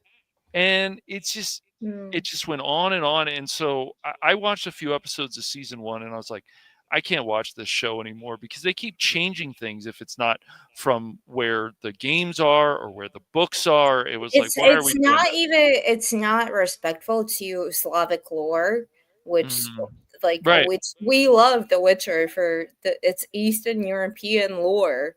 All these monsters are not Western or whatever. It's putting you into a world which you have never been in. I grew up in that world where I used to have, people telling me stories like, don't go into the forest because the Baba Yaga is going to get you, and these certain things were done so unprofessionally to the point where it's like no writer in their right mind would write this. An AI wrote this or something. Yeah. This is not normal people. You used to go to school, film school, to write scripts. What is going on these days? They need to follow more stuff of like the Sonic movies, because they still feel like the games, and that's good. That's how they should. To answer your question, Arwen, sorry. I was going to say, speaking of which, as long as everybody gets their final word on this last topic with the Amazon and James Bond hold up, we can move on to the box office once everybody's done. Because okay, I was just going to answer Arwen on this one. Narcissistic fan fiction. That's what they want to do. Yes. Just look at the Acolyte. That was specifically said all across the board. Every time that lesbian headroom opened her freaking mouth, she was talking about how this is going to be an incestuous lesbian fan fiction in the Star Wars universe. I'll take your word on that. I do not read. Well, that's not true. The only fan fiction I read was like 10 years ago. No, it was in between the last 2 Harry Potter films when I needed my Harry Potter fix. There was some really cute fan fiction, but that was it. But no, Baron, you're right on the money right there. Because also she said when she created the show that she was thinking about, Frozen the movie. And the way she explained Frozen the movie is that in her mind, is that both sisters became incest lovers. Oh, right. And she even spoke about having incestuous thoughts to her own sister. Well, the thing is, they were Oh my trying. God. I watched 2 episodes. Jace was like, "You got to watch some of this. You got to watch." I said, "You son of a bitch! All right, let's Yeah. watch some of this crap." All right, so That's we why I watched. never listened to him. We watched some of this, and then I'm like, "Is this The Matrix meets Star Wars?" Because this feels like Trinity. What's going on here? The way she's moving and stuff, and I'm like, "Where's Agent Smith?" And when I was making Where's jokes about Neo? that, people got so upset. I don't care what people say. I like the show, and I'm like, "Well, that's We need great." Neo also, you know. Yeah, We need Neo. a Where whole. was he? We Where need was a whole Neo? group. No, he's a man. We don't need him. He's a man. So I just So love basically, Cash, you had to tell people, take it easy, man. I'm perfectly calm, dude. Calmer than you are. You just take it easy. Calmer than you are. Yeah. I have people skills. I am good at dealing with people. Can't you understand that? What the hell is wrong with you people? The funny thing is, I don't know if they have much of a sense of humor, so they probably wouldn't get something like Office Space. I wish they would, but no, I will keep telling people like it's the most illogical Star Wars ever made because it's all this stupid kind of fan fiction. Where something like Andor, where even Jace went back and watched Andor, I said, guess what? Characters are actually dying.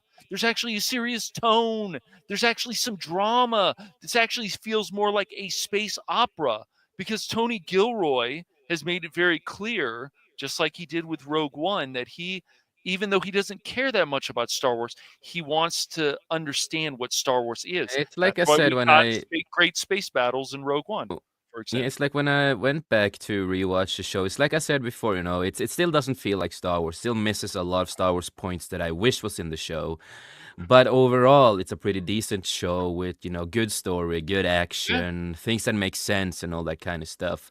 If it only had certain things I miss from Star Wars, then it would have been a lot better if they just added in certain stuff and also added in faders that Star Wars uses to get the Star Wars feeling. But that's the only nitpicks I have. But overall, good show.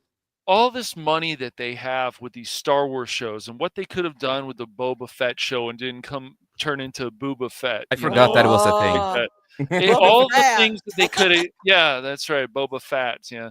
All the things they could have done with the Kenobi show, and you didn't have to go to the Dragon Ball Z planet at the last episode. All kinds of cool stuff they could have done, and it was just so all this goofiness. And it's funny when people talk to you about this stuff that they friends of yours or whatever, they're like, oh, it's so great, and it's like, I'm glad you like it, but most people didn't.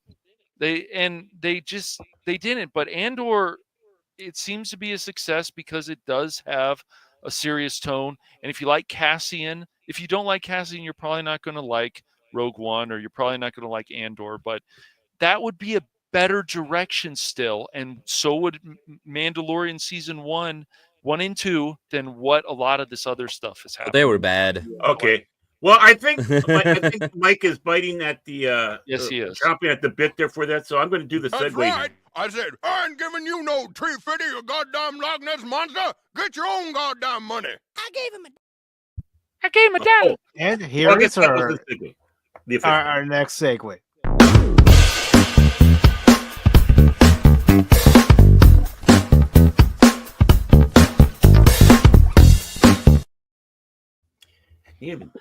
Even my music type, you're inspired by that. Funk it. So, oh yeah, baby. We're gonna be sitting here. We're gonna be playing funk all night for everybody there. Yeah, that's right. Why not? Because we gotta get some funkadelic going here, man. We're gonna have the pop talk sound.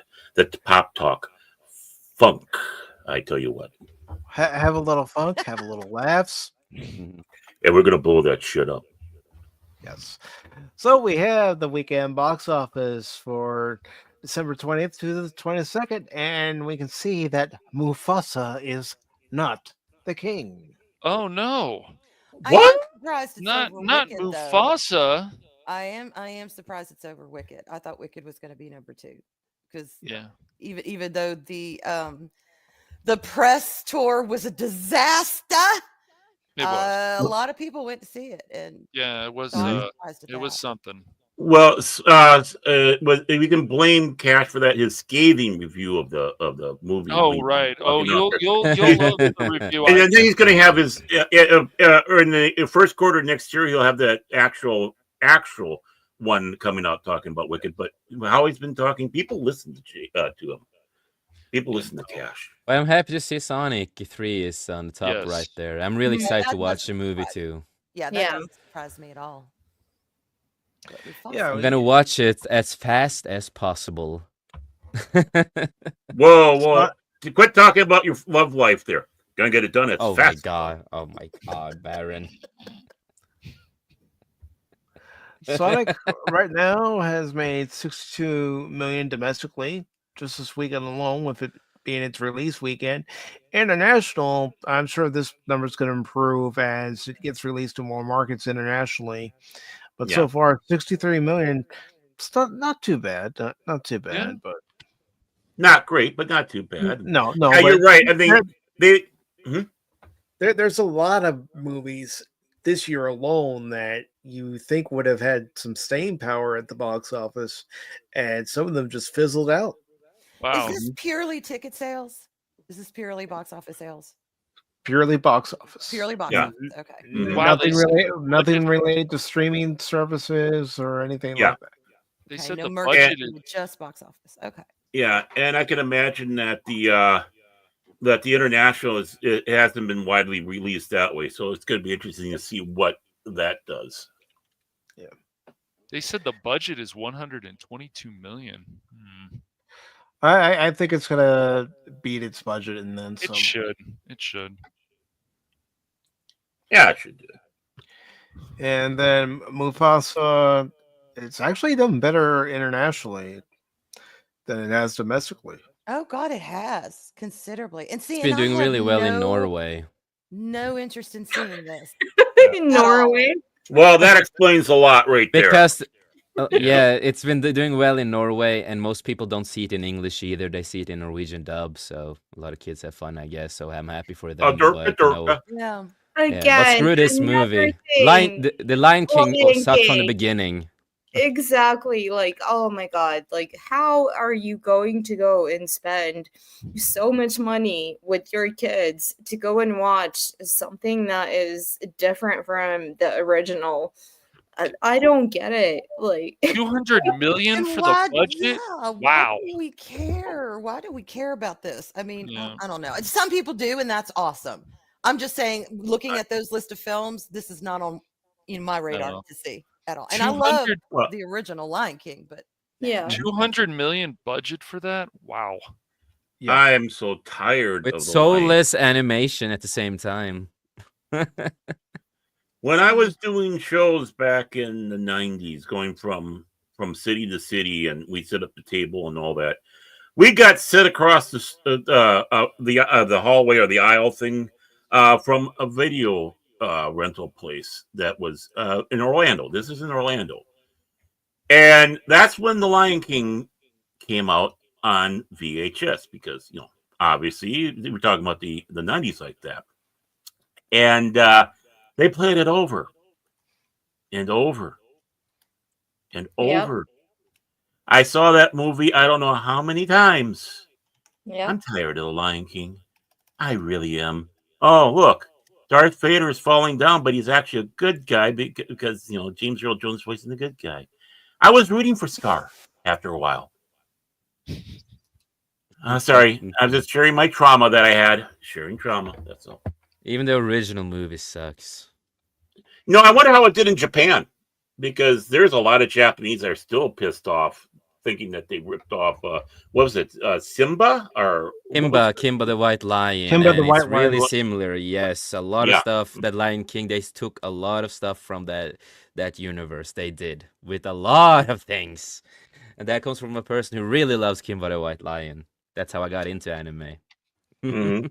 I don't think this is going to do well here domestically at all. It's going to be interesting to see how it does worldwide. I mean, international, But I rather recommend the original Lion King than over this. Oh, why wouldn't you?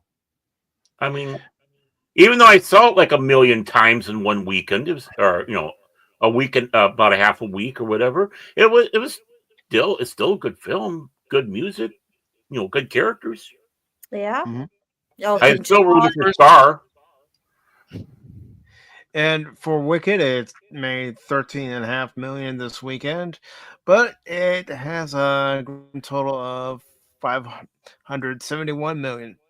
Yeah, I don't think it's going to hit that billion. No, but this is good for a musical. Yes. Yeah, it is at the box office. We were doubting if even would make it there. Yeah, remember, like a week or two ago, we were going on. Mm-hmm. We don't know if it's going to hit the half. Well, it did. So egg on our face, but hey, whatever. And like I said, I'll keep saying it. The enjoyment I got was seeing the smile on my sister's face after she saw it. So that's what matters to me. She enjoyed it. For which movie? Wicked. Mm-hmm. Oh yeah, and that actually, I'm gonna see it. I loved the Broadway musical. Okay, well, and I'm, I think this is a two-parter. Number one, I did not know it was a two-parter, so I've heard a lot of people are pissed off because they're going to see the full thing and it's not clicking. It's a two-parter. So what makes me a little nervous is what are they going to do with part 2? But I'm going to see it. I'm going to see it. Yeah. Well, you're going to see more gay, disabled, in the wheelchair munchkins. Yeah. Called munchkins. You are. You're going to see munchkins that aren't. They're not actually munchkins, but I don't know how they were in the Broadway ones, so the musical. So. They're non-chins. They're not munchkins. They're non-chins.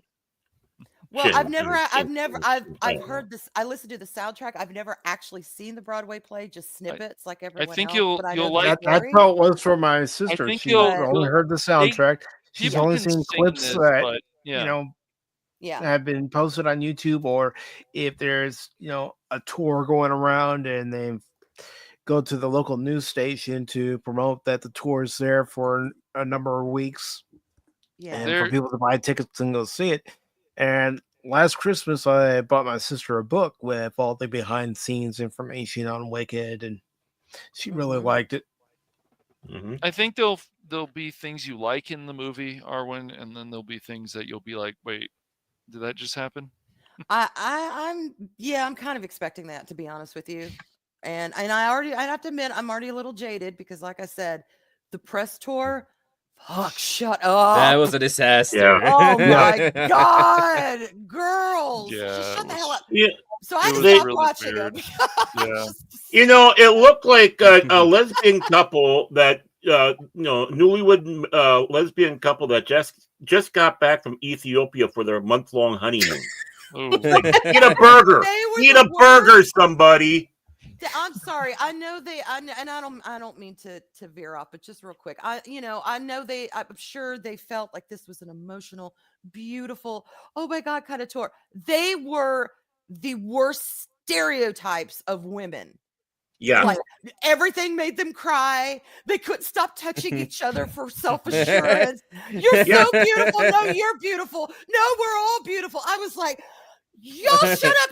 You're taking us back 60 years. Shut the fuck up. My point proven. My point proven. My point proven. God. Right there. Like, and get a grip. But Cash loved the music so much, though, he actually got up during the movie and started singing along.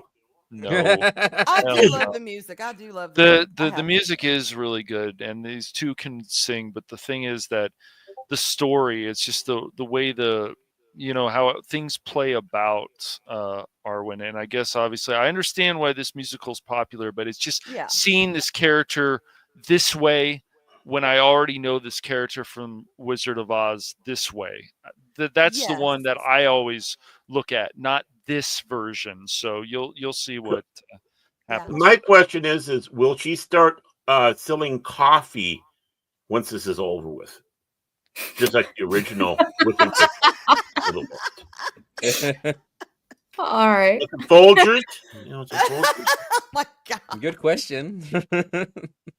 See, now you really have to know a little bit of history there to catch that one, folks. But I don't think it's going to hit that magical billion mark, and I'm not interested in seeing it. First of all, I'm not much of a musical guy, even though there is musicals out there I do adore.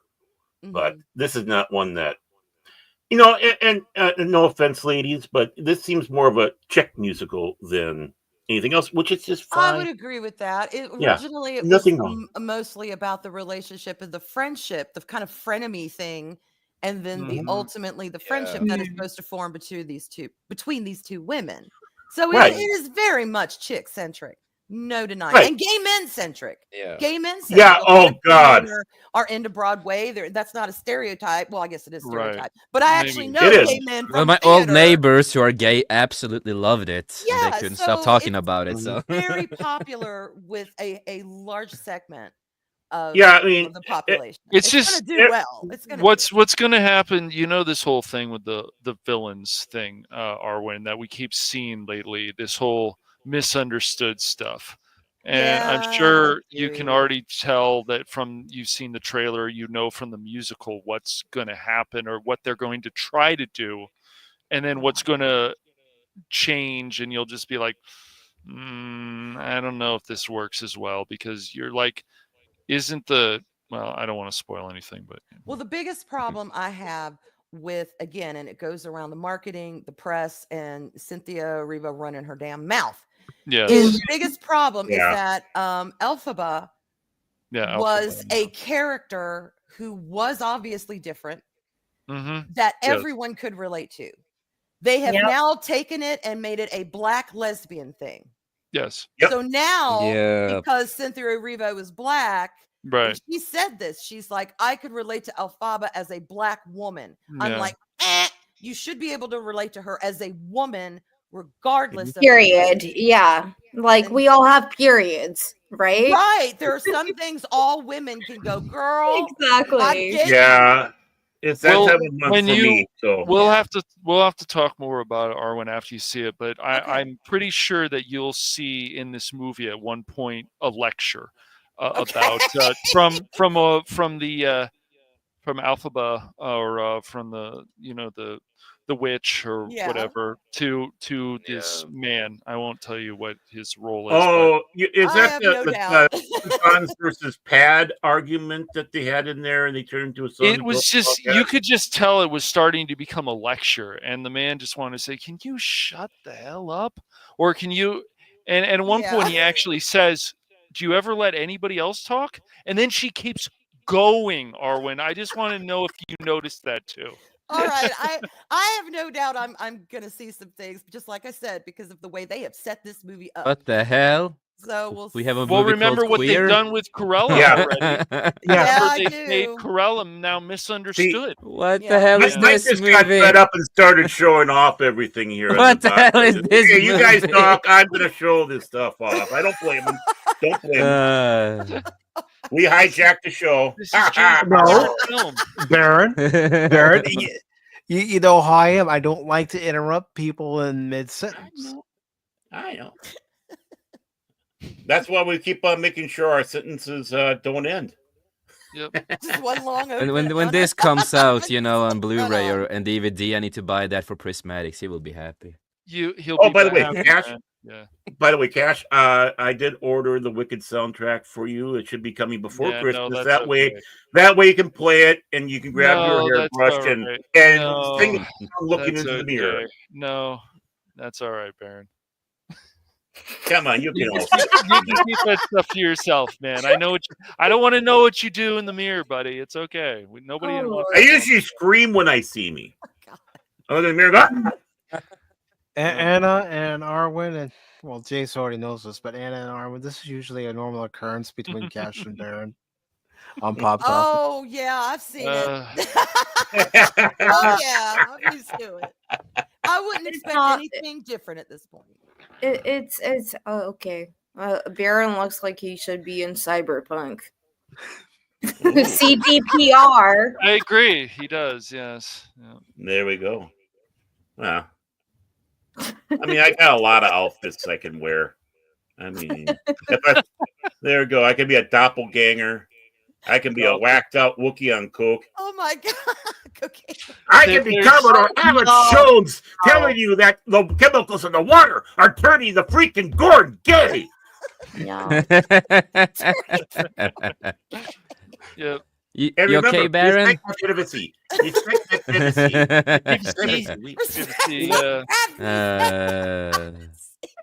Oh boy, we God. found the Tellerong. The Tellerong is here. Battle station. Phil McCracken is in the house. What? The Tellerong's here? It is. Okay. Hey, Phil. Hey, Phil. Yep. Oh God. Tellerong is here. Oh, Oh, and God. even worse, we got another one. We got a Padawannabe. Hey, Padawannabe. Padawanabe's fine. It's the Tellerong. Is he? Tellerong Is is the he? problem. Is he really? Of course, that goes to me, Oh. but mostly, of All course. Padawannabe wants to do when we get him on the air is talk about X-Men 97. That's right. From the beginning to the end, you know. I'm not drinking wine, Phil, but thanks for remembering. It's been a while since I've had some wine, but hey, Padawannabe. You know, Phil, sometimes the views and other likes come after the show. That's right. Yeah. People are shy. That's right. This is true. All right, let's go ahead and move on to our next article, ladies and gentlemen. Oh, we got another article? Oh, okay. Yes, we got another Back to article. work. Yeah, we do. It's about a series that Cash and I actually like, and I hate to see it go.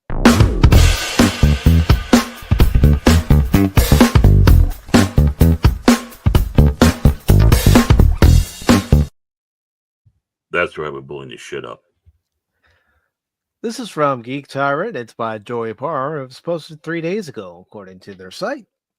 And it says Jeff Bridges said the old man has been canceled at FX after 2 seasons. Boo. I have not seen this. It's so so I'm good. It's a great I've not series. seen Why it they either. Really good show. Yeah. It looks like Rush Limbaugh back there on the horse. Oh my God! And It have you does. seen it? That's John Lithgow. That's John Lithgow, yeah. It does look like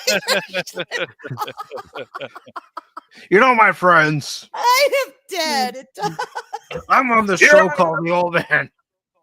Here I am behind the golden microphone of the EIB network, and I'm telling you, the old man, good show. Why I'm there? I was looking in the desert and I didn't find the water. I was very disgusted. I was on that show, and half my brain was tied behind my back, and I still outshined everybody.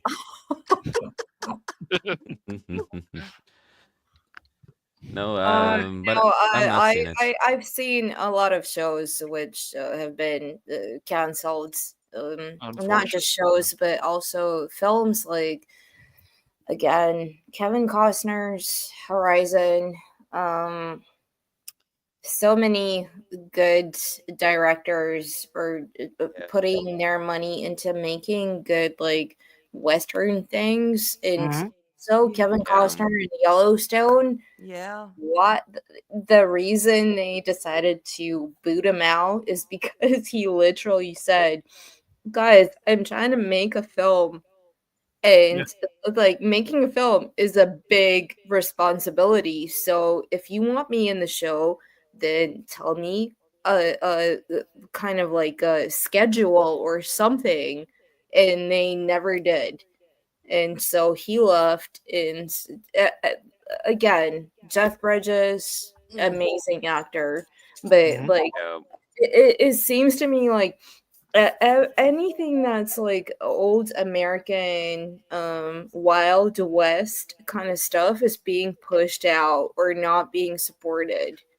Yeah, because this could have had one more American season. Saga Chapter 1, and I really enjoyed it. Yeah, my dad I loves like westerns, Horizon. and he didn't like that movie very much. And we I need was- more westerns. We need more good old school style We westerns. could use some please. more westerns. And shows. Yep. Yeah, we do. But also, westerns are kind of branded as a traditional masculine thing, and some people just don't want that in any way seen in a natural positive light. Yep. The last time we've had that direction is Quentin Tarantino with stuff like Django Unchained, and then of course the Hateful Eight has somewhat of a Western theme to it as well. Oh, that was a great film. I loved it because it had Kurt Russell, obviously. But yeah. Another good movie that Kurt Russell did, and it's not that recent, it's about 10 years old, but it's Bone Tomahawk. Yes, exactly. Like, oh my God. It's about what is the problem with men being men? I'm sorry, men are just men. Like there's no problem with women being women. There shouldn't be any issue. Well, they have a problem with women being women because they feel that if they're going that way, they're showing weakness and all that, and women have to be stronger than men. Right. And then they put those qualities onto the men and try feminizing out the men. Right. While demonizing femininity with women, not realizing that you can be a strong woman and feminine at the same time. In fact, that is part of their strength. Being both. I mean, as Arwen can sit back and say, when you have a Southern woman come up to you and say, "Oh, bless your heart." Yeah, I mean that's being feminine, sweet, but you just got burned. A man caring about a woman and a woman caring about a man. That's another way of being strong. You want to change these things that just don't make any sense. Yeah. Well, they want to destroy unity, which is kind of funny because usually when it comes around the Westerns, you got the lone wolves and all that, but then they do sometimes build together. Just look at Outlaw Josie Wales. Clint Eastwood's character wants to be left the fuck alone. Like he gets this menagerie of people around him along the way, and it worked out for him.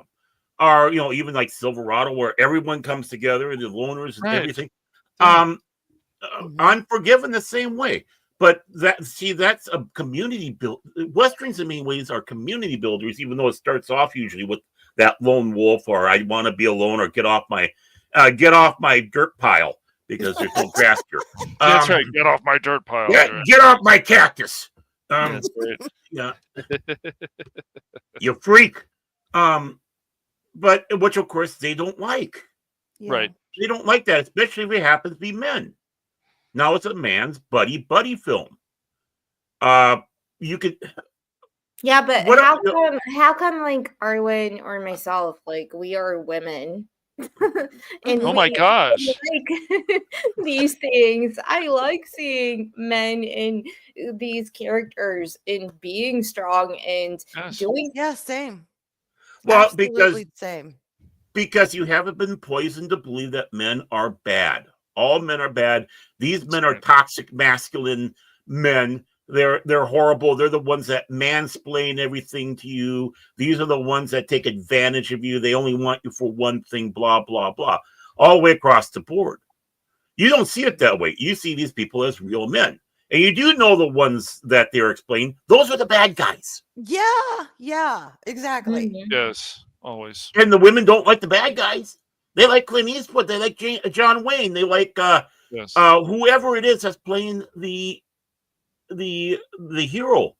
Usually they're soft spoken, or they don't speak softly and carry a big stick. They're not necessarily always quick to get into a fight, but they'll finish one and they'll protect you. Right. They have a sense of honor. That's why they hate that. Yes, I agree. Yeah. Especially the I am woman, hear me roar. Anything a man can do, I can do better. Okay, fine. Write your name in the snow. Yeah. And on that note, the article says FX has canceled Jeff Bridges' action drama series The Old Man after 2 seasons. While I thought the series was really cool, I'm not surprised that it's been canceled. I am, because I enjoyed the series. Mm-hmm.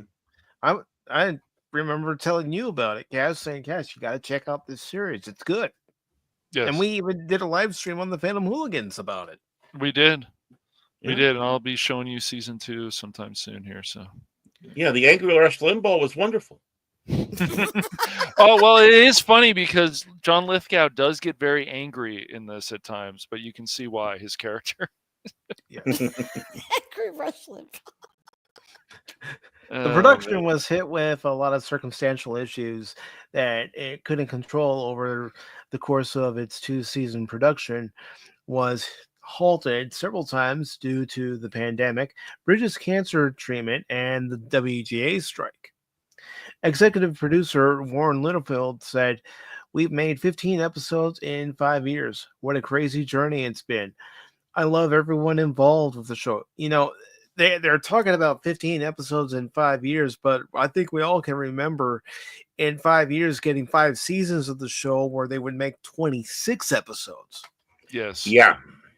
And they do this more for either the streaming or whatever because they don't need to take a break, so then they can just go constantly. But it would be nice to have more episodes of these shows. And Merry Christmas to you as well, Jill. Yes. Yeah, Merry Christmas to you, Jill. She's got the power. And Mark says if they need a mean old man for a part that yells at them damn kids to get off his lawn, I'll volunteer for that part. I'm a natural you'd be for perfect, Mark. Perfect. Cash has competition now. This not at all. Oh, you think you'll win? Okay. Hey, no he's throwing down on you, competition. Mark. No. He's throwing the gauntlet down, I'm still Mark. waiting for those 4 touchdowns take that crap in one from him? game there, Baron, or 4. I did it. 4 hoagies in one game. Yeah. 4 hoagies. Come on, that's before the game even starts. That's while they're practicing and stretching on the field. 4 hoagies are gone. Come on. The series was based on Thomas Perry's best-selling book, and the story centers on Dan Chase Bridges, who's known from the CIA decades ago and has been living off the grid since. When an assassin arrives and tries to take Chase out, the old operative learns that to ensure his future, he now must reconcile his past.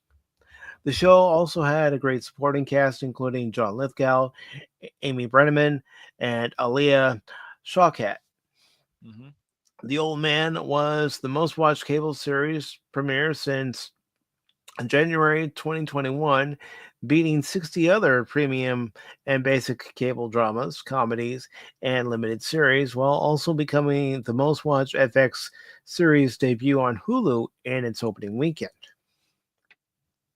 It is also recently receiving 3 Critics' Choice TV nominations: Best Drama Series, Best Lead Actor in Drama Series for Bridges, and Best Supporting Actor for Lithgow. So it's come to an end, and it's 5 years of production, and it's a damn shame because it is a good show, and I do recommend that if you're interested in watching it, check it out. Does it end on a cliffhanger? Season 1 did. I can't speak for season 2 because I haven't seen season 2 yet. Mm-hmm. I haven't had time to watch it. Kind of, I would say it definitely opened it up for there to be a season 3, but which coincides with something I just came across here. They are looking to tie everything up with a movie. It's going to be called The Old Man Abides, and John Goodman has been signed on to play a role in there. Okay, good. So at least there will be. Wait, are you kidding? Or are you serious? No, Arwen, no.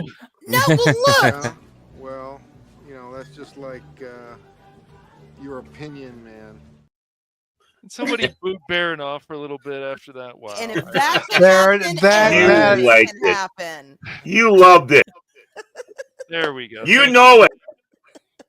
that was poor form, Baron. Poor form. So I have top form. Top. Poor form.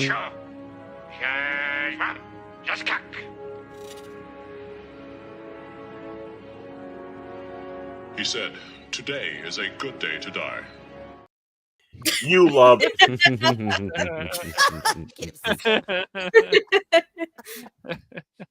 Oh my god. I love Jeff Bridges.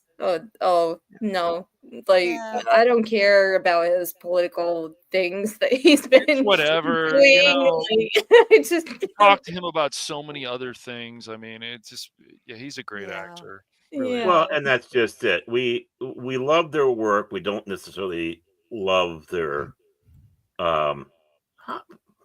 I'm trying to get this right here. He's not as bad as Mark Hamill. I love that Mark. What are you doing there? What are you? I'm trying to put everything back in order because it put me up above, and I'm trying to get because we have our lovely guest stars there and Jace, and I just want to make sure things were in proper order. That sounded like a backhanded comment, and Jace. He's not a guest. He's one of us.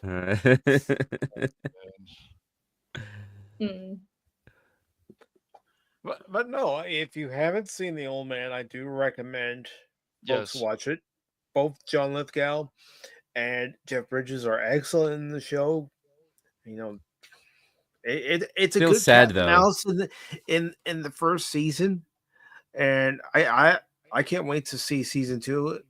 And I'll make the time. I'll make the time. He's got that Rooster Cogburn look there. Yeah, he does. You're Just right. needs to have the eye patch. That's true. Yeah, it's just a shame that good shows get canceled. I agree. Yeah. Yeah, and the crappy ones bad. I guess it wasn't doing enough preaching. But when you have the CIA as a bad guy, oh wait a moment, no, they're in now. Never mind, I forget how. Like the CIA is just totally hot. They're so it's in like now. the thing with the Godzilla show with Kurt Russell and and his son. Oh yeah. Yeah, and I watched it and I was like, oh my god! Like the first 3 episodes, I was like into it, and then later I'm like, I can't do this anymore. Just all the preaching, like you're talking about, I can't do it. Nope, thanks, bye. Yeah, and I don't think Kurt Russell enjoyed the preaching either. He's not that kind of man. But we need to have the ultimate Western. Unfortunately, I don't think we'd ever get Clint Eastwood to go out there again. At his age, unless you have a nice little cameo. I can see him as an Undertaker. But can you imagine Kurt Russell and Jeff Bridges being your 2 main stars, and then building off of that? God. Oh, wow, that would be great. Yeah. And and a cameo with Clint Eastwood, he could be the Undertaker of the in the town. What? Well, who are you two? What are you doing here? Let me measure you because you'll need me in a coffin. He put out a new film on Jura 22 or something, whatever. And I thought that film was so convoluted and so ridiculous with Nicholas Hoult, our British actor who is going to play Lex Luthor. Lex Luthor, whatever. But no, it was just a weird film.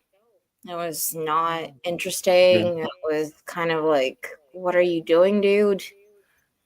Yeah, a lot of people haven't been giving a lot of praise to that film, which is sad because that's his last film. So what he's going to do? He's officially retiring because he's 98 or something like that. He's in his late 90s, so yeah, exactly. And as for the new Lex Luthor and all that, I don't know much about the actor, but it looks more like Lex Dildo. Looks like a looks like a hitman from the hitman. He does not look. Yeah, he does not look like Lex Luthor at all. Mm. But oh well. I guess wait until Superman gets his boots on slowly as the big flaming balls crash down on Metropolis. Gotta look nice, I don't need them. I got super feet, but yeah. Destroy the town while I slowly put these boots on. Oh, a little tight. Where's my shoehorn? Oh, wait a minute. There's a pebble in my boot. Yeah. It's a kryptonite one. I want to know how many times they actually throw a can in his head. Is it just that one scene, or is it they throw a can in his head more times? I don't know. But you know what? You're absolutely right there. Crypto actually does look like one of the best things in there. Exactly. I was excited to see Crypto because of all those that have never made an appearance in a Superman, a live action one. It's been Crypto. It's like, I guess from what Phil has read, and he has read a lot of these comics before, he says that the people felt like Crypto was probably a mistake. I find that funny. I mean, I get it. Well, yeah. I guess, you know. Well, it got ridiculous on both Batman and Superman, where you started having the Super Family and the Bat Family, and you had Crypto, then you had what was it? Bat Knight. Bat Family. There's no Bat Family. Yeah, the Bat Family. Yeah. Go my bat. Yeah. And after a while, it's like hey, look, it's Bat Iguana, and hey, look, it's Super Bat. Wait a moment, isn't that conflicting? No. Exactly. So we do have another article coming up, and Cash, you are going to read this one. All right.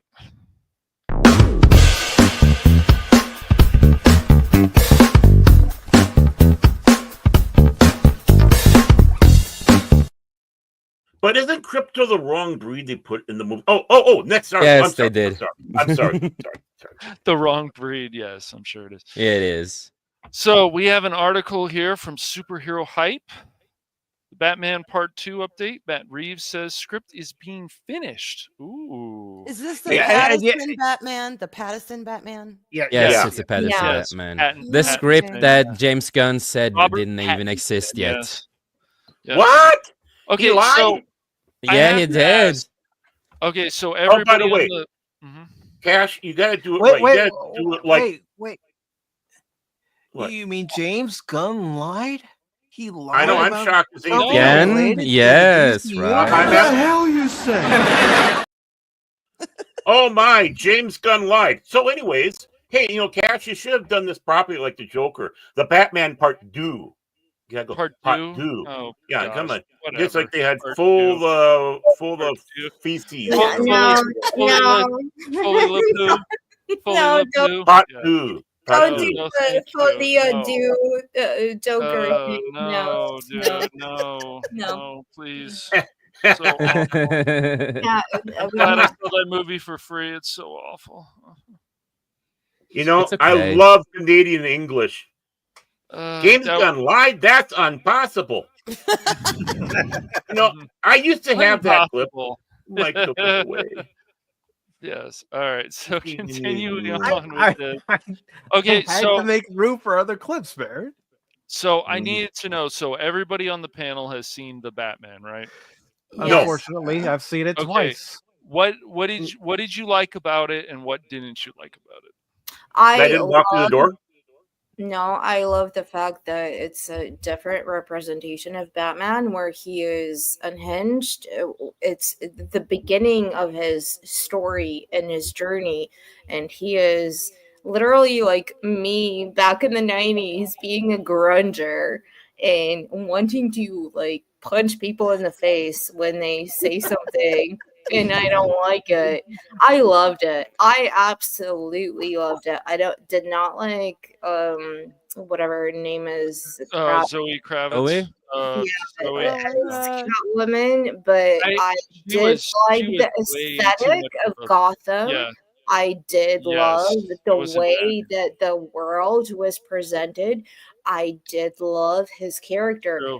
The way that he's being emotional about certain things, but also he puts on the suit and he doesn't know what he's doing in this moment. And he tries and goes and just punches people in the face. It's great.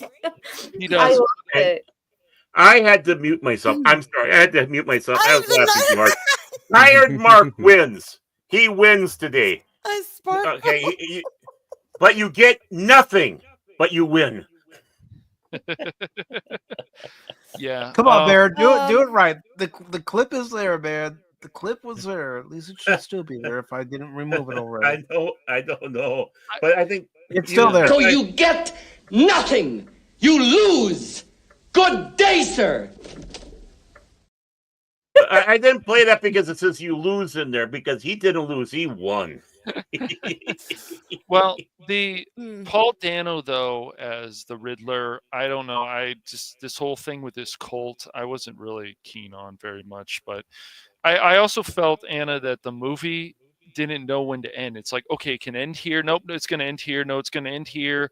I still like the film a lot. I thought Jeffrey Wright as Gordon worked because he's a really good actor. But I don't know. I think there's other things they could have done, and I couldn't stand Zoe Kravitz as Selena Kyle. Yeah, me too. Yeah. Not good. Not good. No, I'm with you. I'm with you, Cash, on a lot of these certain things there. I think it's a good movie. This, but you don't get the penguin. So exactly, and there's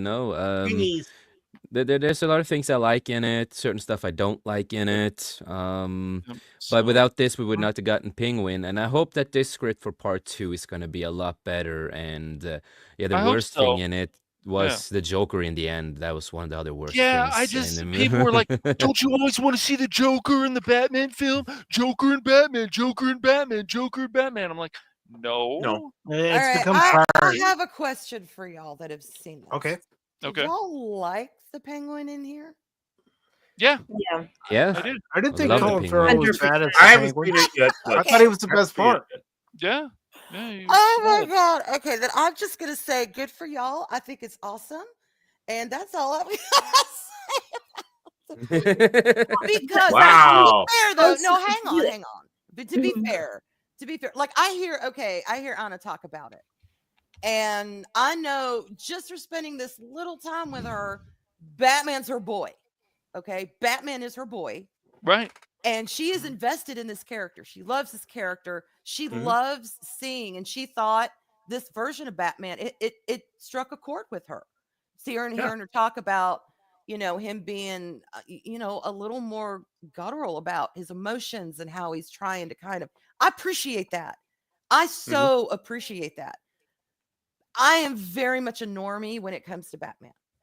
That's okay. So when I have my own Batman, I have my own Selena Kyle and all that, but I felt like there were so many things here that they missed the mark on for viewers like me. But to be fair, I don't think this film was made and really projected for viewers like me. I think, and hearing y'all talk about it, has actually improved my opinion of the film at large. Hearing y'all talk about how, that you appreciate aspects of this. I really think it was made, and it's kind of clicked. It was made for people like y'all who can see the little bit of different spins they're taking on it. And at the same time she was a shitty Catwoman. I'm sorry. She was awful. She was. But other than that, and I appreciate that. No, I did not like the Penguin. I'm like, just fucking the way she was. English she was or Spanish or something, or Italian. What the hell are you? I don't care. But that was me. But y'all get it. Y'all understand it. And that does make me appreciate what they were trying to do with it a bit more. And also with the Batman movies, also that this is year 2 of Batman, so he's still, not the Batman that we know yet, because he's still trying to be Batman. And y'all get that. Yeah. Y'all understand that. And that's why I'm like, okay, this is actually cool. So, first of all, okay, I'm unpacking your Pop Talk 414 spatula I was sending to you, so I'm glad you don't like prices. Second of all, Anna really put it home on that one where she's saying you're seeing that younger, more impulsive. Again, it goes onto that path that that characters have to grow. They can't stay static, and it's believable that Wayne, aka Batman, would be, I wouldn't say unhinged, but maybe a little too much gusto, not so much in control of himself, too much rage, maybe still. Yeah, because of his just in the year 2 of his experience. The problem is also with DC is they're relying so much on the Batman that everything else has to be up there, top notch, or so, and they're missing so many points. Like they could have done a Green Lantern with John Stewart. And Hal Jordan and John Stewart worked together to beat some enemy that we had in the comics or whatever. Like they keep missing the point, but they're like, oh, we have Batman. Okay, I enjoy Batman. What's next? Oh, the Penguin. Okay, but I want. Yes, I completely understand what you're saying, but Batman is a very difficult character to portray right. Yeah. No, I agree. In this instance, I think if it's his journey to becoming Batman was done very well. It wasn't a bad movie. I'm not going to say it was. He is not the superhero like Superman is, which is why I hate the whole Superman thing with its bright colors and crypto. I can see Anna looking at the screen. Oh, that's Superman. Batman, Gotham, Metropolis were always opposite sides. Gotham is a dark city. You have to be that dark person who goes and needs to understand the underbelly, and this is why we all loved the Penguin. That is exactly what people are going through, even right now, like having people being, gunned down or shot down or whatever. It speaks to our reality.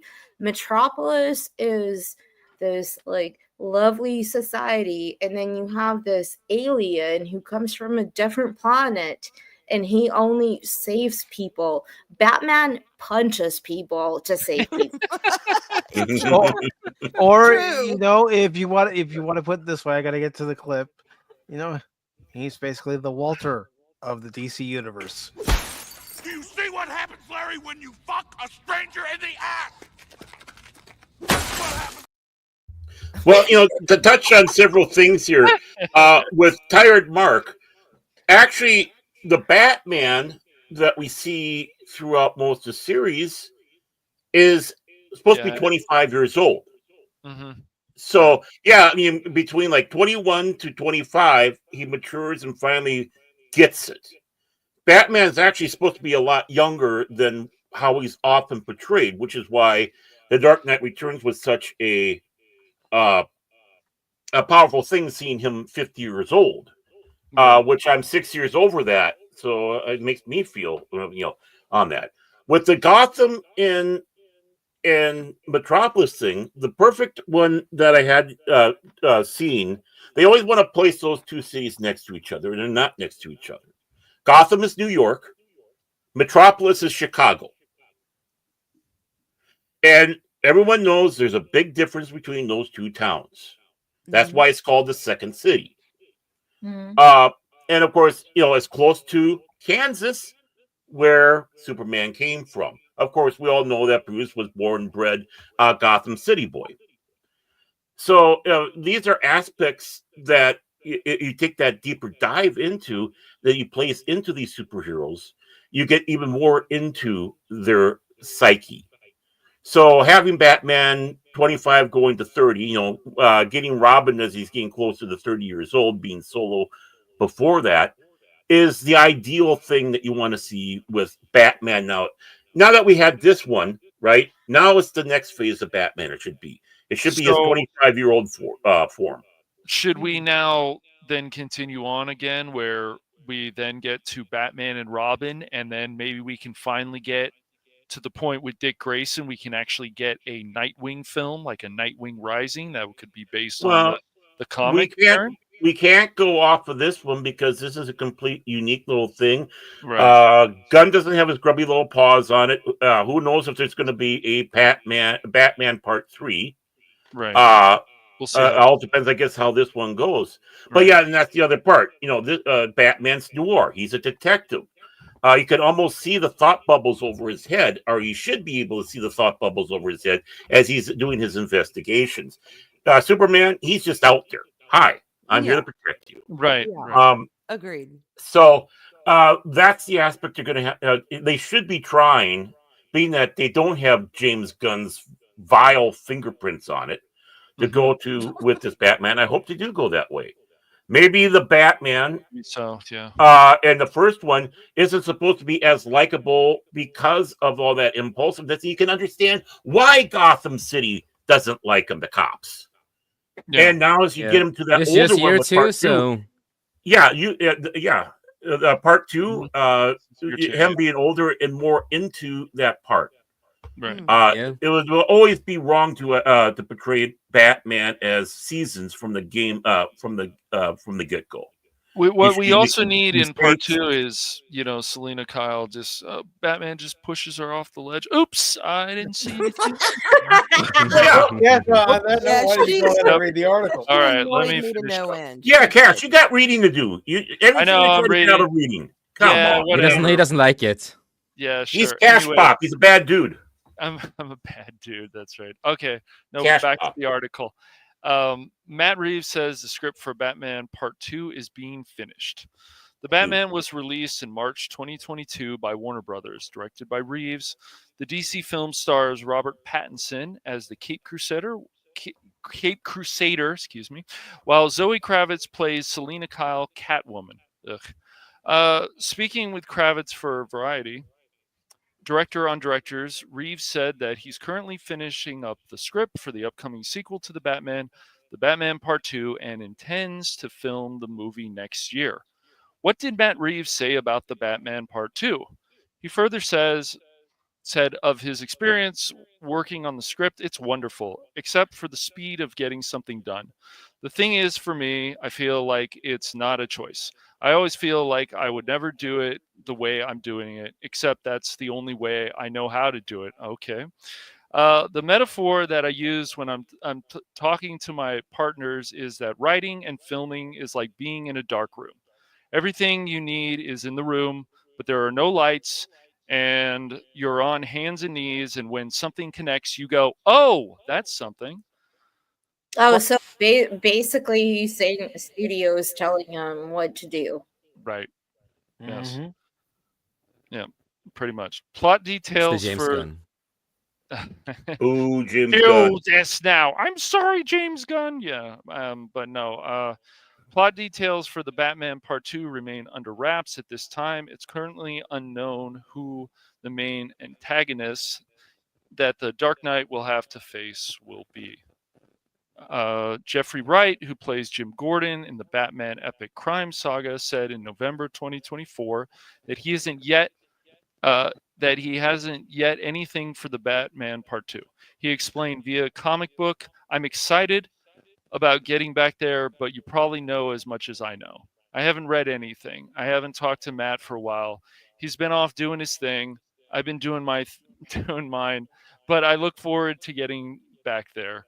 Wow. Batman Part 2 is currently scheduled to be released in the United States theaters on October 2, 2026 from Warner. So even if they wanted to meet that release date, that would mean they would have to have the script finalized. If they don't already have the script finalized by the end of this year, early next year, and they get into production as soon as possible. Yep. I love this whole thing. We know as much as you. So I want to do my thing, and then I do my thing, and then I do my thing. Right? It's a and it's like, it tells us nothing. It tells us nothing, really. Right. It's a nothing burger. I can't. Yeah. So so there's going to be a Batman Part 2, y'all. That's what we know. Okay. Yeah. That's all we know right now. That's all we know. So I was doing my thing, and then I'm doing my thing and stuff. Yeah. I want Batman. I don't care. Like, give me Batman, please. Yeah. I don't care about Superman or whatever the fuck in Metropolis happens all the way other way in that part of America. You never liked Superman ever. I never liked Superman. I really did like even Christopher Reeve. Christopher Reeve, I did love his Superman, but Batman has all Gotham. It's my thing. Yeah, I understand. I mean, the Batman the animated series is still classic. I mean, it's still amazing. So yeah, and that kind of brings up a good point, because and then hearing Baron talking about one is Chicago, one is New York, and Anna's saying, yeah, I'm all about Gotham. Keep your Underoos Superman, and so there is definitely a thing here about you can have the DCU and have different vibes within this market. And one of the things that has turned me off of Superman is they're making him too damn dark. He is not Batman. Let Batman be Batman. Let Superman be Superman. In the teaser, they'll tell you there's still a lightheartedness to it. And so all these fans are like, oh, this looks so awesome. This is so amazing. I'm like, and then it might do the bait and switch. I didn't like Snyder's version of Superman. I thought Cavill did a great job. I thought there was some good points, some good parts of that movie, but I fucking hated it. Well, Man of Steel, you had Zod. He's like screaming into the mic and he's actually spitting too. Where is Kyle? You're like, dude, calm down. It's okay. Yeah. Where is he? Yeah, there were some Superman things. is Superman. Batman is Batman. They have different vibes, different methods, different ideologies, different fucking ways of looking at life, different backgrounds, but they're in one universe. That's okay. Let them be who they are. Well, the Man of Steel was pretty cool, but I still can't say it's better than the original Superman or even the second one. I can't either. No, I can't either.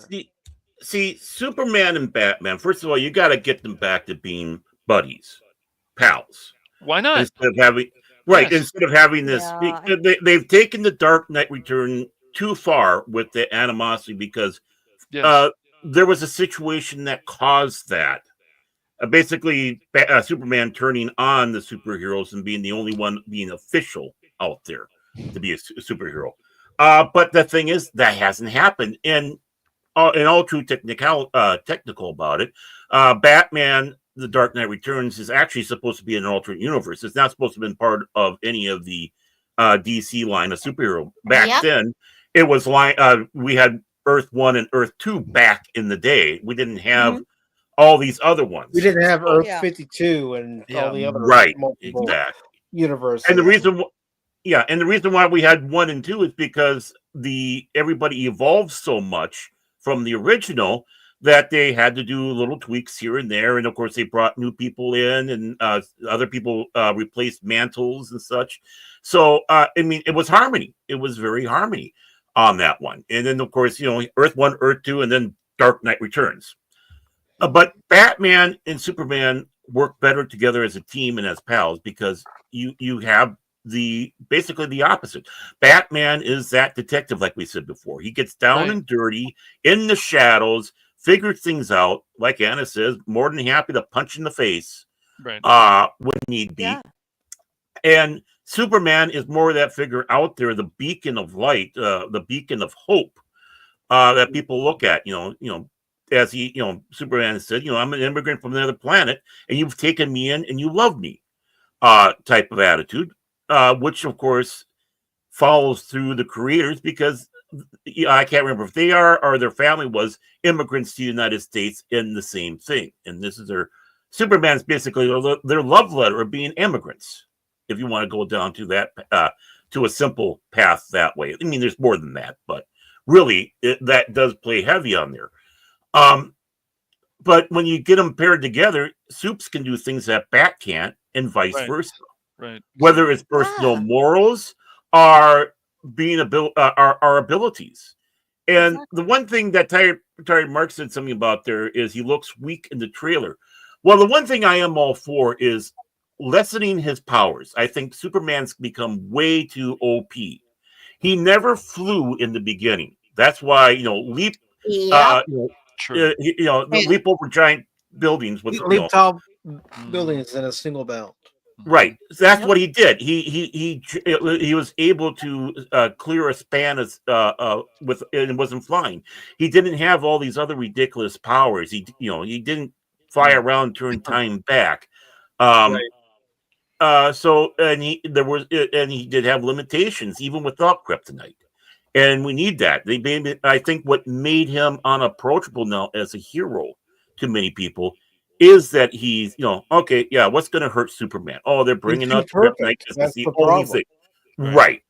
And, even in the days, Superman had problems.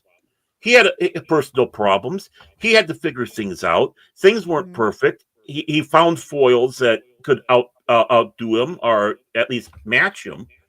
Of course, then you had the great race between the Flash and Superman, which happened long before they did that in the Zack Snyder movies. But it was perfect that Zack Snyder used it. But that's just it. And Batman obviously has his flaws too. And that's just as important to his character as well. There's no way Bruce Wayne could be like Superman. He can't be out there as that beacon of light because that's not the beat he's working on. Superman cannot lower him, and I'm not saying this in that condescending type of way or snotty way, but he can't lower himself to go into the trenches like that because he is seen. He's too visible. He needs to be visible. He's needs not to in show. the shadows. He's in the light. Right. He's not in the shadows. Batman can operate in the shadows. That's what he does. Right. Yes. And both are working for the same thing, but different methods. And you need to they have different tactics. Right. Yep. And work them out together. Yes, they all like one thing that somebody said to me today is it's hope, right? Mm-hmm. Like we all want to make life better or to protect people that we love, or at the end of the day, it's hope. Both of them operate on that. It's hope. Whatever their personal intentions or whatever they're doing, they're operating from that one thing, which is hope. And they represent it in different ways. And they have different moves or things that they do in that society to make it happen. But it's always hope.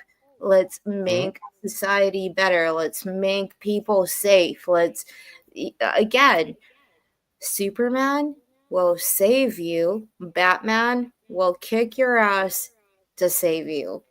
Sorry. I have to say it. Well, no. Yeah, that's pretty accurate. Damn straight. Well, I'm going to say something that might, I think I'm going to say something here that's going to throw people off a little bit. We know Batman is, but Superman is just as well obsessed with doing their job. You just don't necessarily see as much with Superman because of his facade. But Superman's just as obsessed on going out there and keeping things safe as much as Batman is obsessed with doing it. They just have the different ways of showing it. If they weren't obsessed, then they wouldn't be wearing that costume. And I think, though, Anna, I honestly think if they did lessen the powers of Superman, you'd probably like him more, wouldn't you? No. No. Even if he's worked with Batman, him and Batman, his powers taken back a little bit, and they're relying on each other. Yeah. Having that duel. Yeah, Batman for life. And that's what I mean. I'm not saying that you're going to go out and go with Superman comics or anything like that, but seeing those two together, weakened Superman with his powers, getting a little bit more realistic, and having that old relationship that they used to have back in the 80s, 70s, 60s, 40s. No, sorry. Well, that was a wild try, but yeah, I mean, but that's what I liked. I like that dynamic. I like both characters myself, but I'm more to the Batman. But I like both of them, and Green Lantern and Green Arrow, just the DC verse. Mm-hmm. Is it just Batman in DC then, Anna, or is there any other DC characters that you like? Joker, obviously. Mm-hmm. But hero-wise, like Green Arrow or Green Lantern? No, boring. No. Oh, really? Even when we did Green Arrow in the 80s and kind of made him a little bit more darker and having Black Canary with that, Black Canary's kind of cool, but Black Canary and the whole relationship thing, I don't get it. No. Yeah. Because, I like Green Arrow, and they definitely made him a little darker when they redid it back in the late 80s after Dark Knight Returns. Yeah. Kind of doing that revamp. Okay. No, Batman. Sorry. Da da da da da da da. Now you can say Batman again. And then I can go da da da da da da. You can say Batman now. Now go da da da da da da. Well, yeah. Well, actually, he was just as rich as Batman. But the thing is he was the more progressive, you might say, superhero. He was the more. No, he wasn't. He was shy. Yeah, he was. Oliver Queen. No, Oliver Queen was made specifically to be the liberal of the lot. And that's how they designed Green Lantern, to be the progressive liberal counter to many of the superheroes. But yeah, Hal Jordan and the Green Lanterns and all that. Oh yeah, Green Lantern was boss, and Jon Stewart. But I'm more used to Hal Jordan.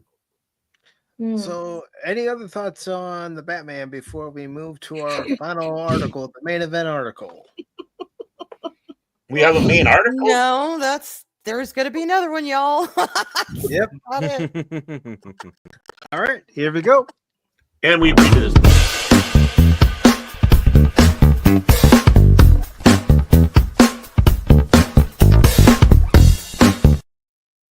May I say one thing before we start this article? I'm absolutely serious here. Okay. This last segment that we had, right? Yes. And everybody had a different take. Everyone had a different like or dislike. And we all discussed it on there, right?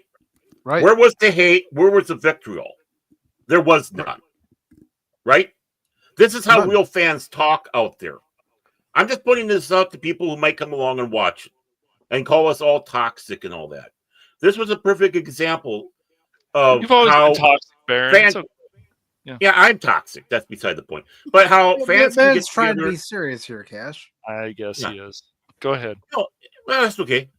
But this shows how everyone can get together, have a laugh, but talk about differences. Some don't like this. I like this here. The rest suck. All that, but it's still in that respectful area and discussion and even debate. And so anyone who's watching this is it. This is toxic fandom. This is what they hate when we do that. Yep, exactly. So I just want to sit back and say it. I'm not even going to say I'm not going to say about how proud I am of everybody here, because I don't need to. This is how we are. Right, and everything's great except for X-Men 97. So our final article, the main event article of today's show, is this one from Bound Into Comics by Spencer Bakuli, which was posted on December 17th. It says, ahead of game's PC release, Final Fantasy VII Rebirth director asked modders not to create or install anything offensive or inappropriate. Good luck with that. Oh, I can see the boobies coming in on Nexus Mob. You know what? This is only a call to arms here. It's like, oh, he tasked me. They challenged me. Then they're gonna ban mods that they don't like because they can be communists. That's right. Yeah, but there's other places you can get mods too. So true. In making a request that even he must admit it has absolutely zero real chance of ever being honored, Final Fantasy VII Rebirth director Naoki Hamaguchi has asked players to err away from engaging with offensive or inappropriate mods when the game finally hits the PC platform early next year. If anyone's wondering, it's actually January 23rd, 2025 when the game comes out on PC. Well, I hope they get into a little bit more detail on what they think. I mean, obviously, I'm joking about the boobies, but what do they consider inappropriate? So I hope they say more. Right. No, I mean, take a look. Just like they had the mods that took out the trans flags or whatever, or the homosexual, gay rights parade in the Spider-Man game, and then Nexus Mod banned them for that. Yeah, the LGBT flags that they took down. Yeah. Right, and then they considered that offensive. So, I mean, okay, I hope you tell us what you consider inappropriate and offensive. Since he is making the request, which he has the right to do, but since he is making the request, then yes, he needs to specify, because I agree. I don't see this being enforceable. He has the right to make a polite request, but at the end of the day, however, if he says, look, these things, X, Y, Z, because offensive can be a relative term. That's right. Yeah. What's offensive to me might not be offensive to somebody else, but there are things that some people are like, look, please don't make porn mods or don't do this. Again, don't know if he has a chance in hell of stopping anyone, but he can at least say, for these reasons, this is what I deem offensive on my work. Here you go. But I don't know if he'll do that. I don't know if he says it. So. Well, it says Hamaguchi, who served as the co-director for Final Fantasy VII Remake before being promoted to his current role following the stepping down of Tetsuya Nomura as the series director, made his appeal during a recent interview with Epic Games regarding Rebirth's upcoming PC release. And it's also going to be released on Steam for anybody who's wondering, because I know there are some people who don't like Epic Games. Square Enix made it very clear, I guess, that they're not going to do that anymore. These things are going to release simultaneously, I guess. Yeah. Following a lengthy discussion revolving around the technical aspects of the port and his thoughts on the remake trilogy story, the director was eventually asked by his host, Fight Magic Items, the history of Final Fantasy, Dragon Quest, and the rise of Japanese RPGs in the West author, Ada Moore, as to whether Rebirth would be as mod-friendly as the previous remake with the extensive capabilities of fan modding tools Seventh Heaven, being raised as an example of customization fans were hoping for. In turn, Hamaguchi affirmed to Moore and his readers, while the team has no plans for official in-game mod support, we respect the creativity of the modding community and welcome their creations, though we ask modders not to create or install anything offensive or inappropriate. And though the director and his team currently have no plans to add any future content to the PC release of Rebirth, whether in the form of official mod support or an episodic story as new DLC, the latter of which he admits was ultimately unrealized due to time constraints, he did admit that if we received strong requests from players after the release regarding certain matters, we would like to consider them. I'm getting mixed messages here. I am too. Yes. Interestingly, Hamaguchi is but the second Final Fantasy series developer to make such a request in recent months. Building a question from PC Gamer's Molly Taylor, originally meant for Final Fantasy XVI director Hiroshi Taki, regarding which goofy mods, if any, he would like to see players make for the game's PC release, producer Naoki Yoshida asserted, We said it'd be great if someone made XYZ. It might come across as a request, so I'll avoid mentioning any specifics. The only thing I will say is that we definitely don't want to say anything offensive or inappropriate, he added, so please don't make or install anything like that. But give us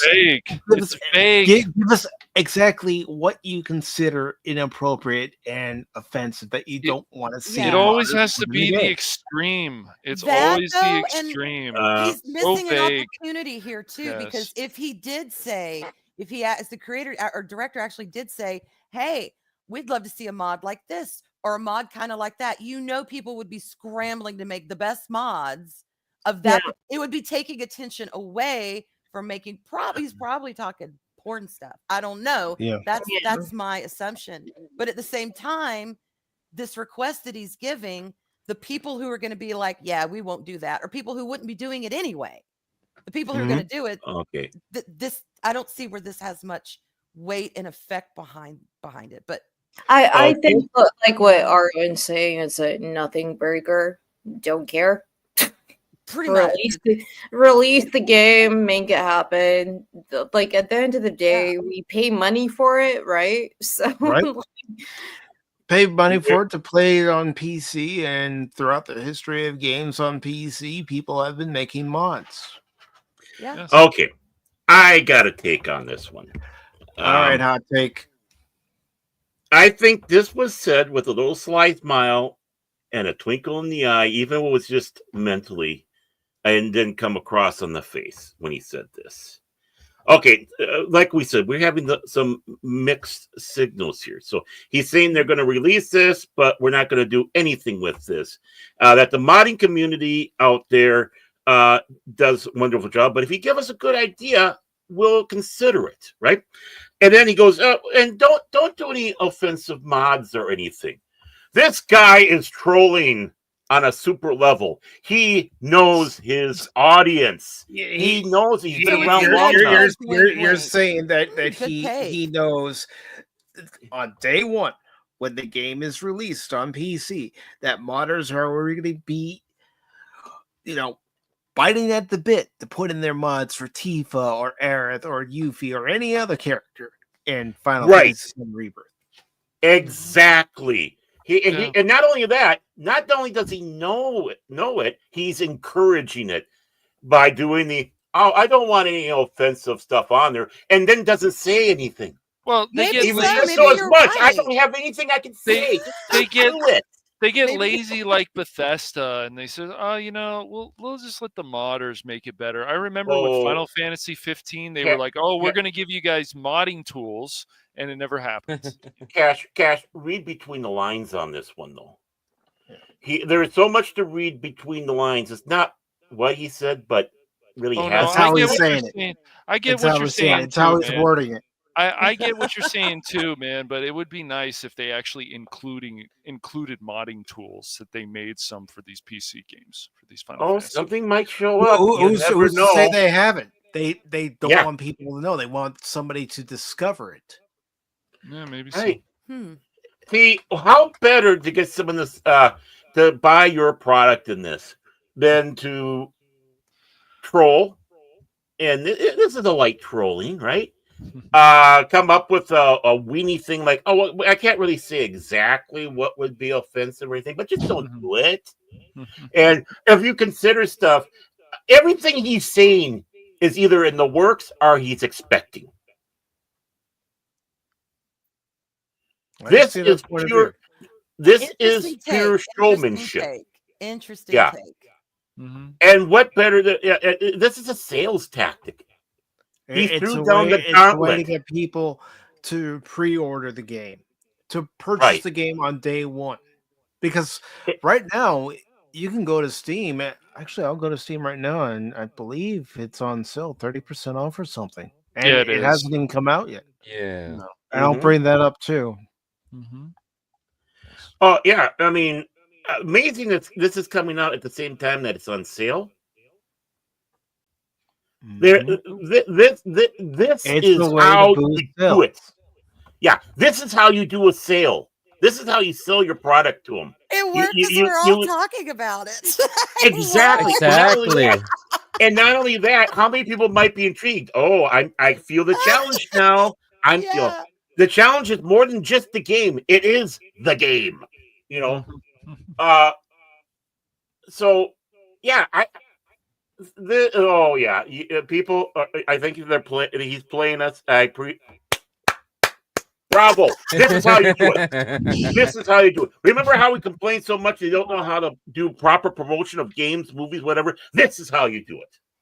Because I could see that little smile and that twinkle in the eye when this is going. Right now, it's 30% off, even though it hasn't been released. It won't be released until the 23rd of next month.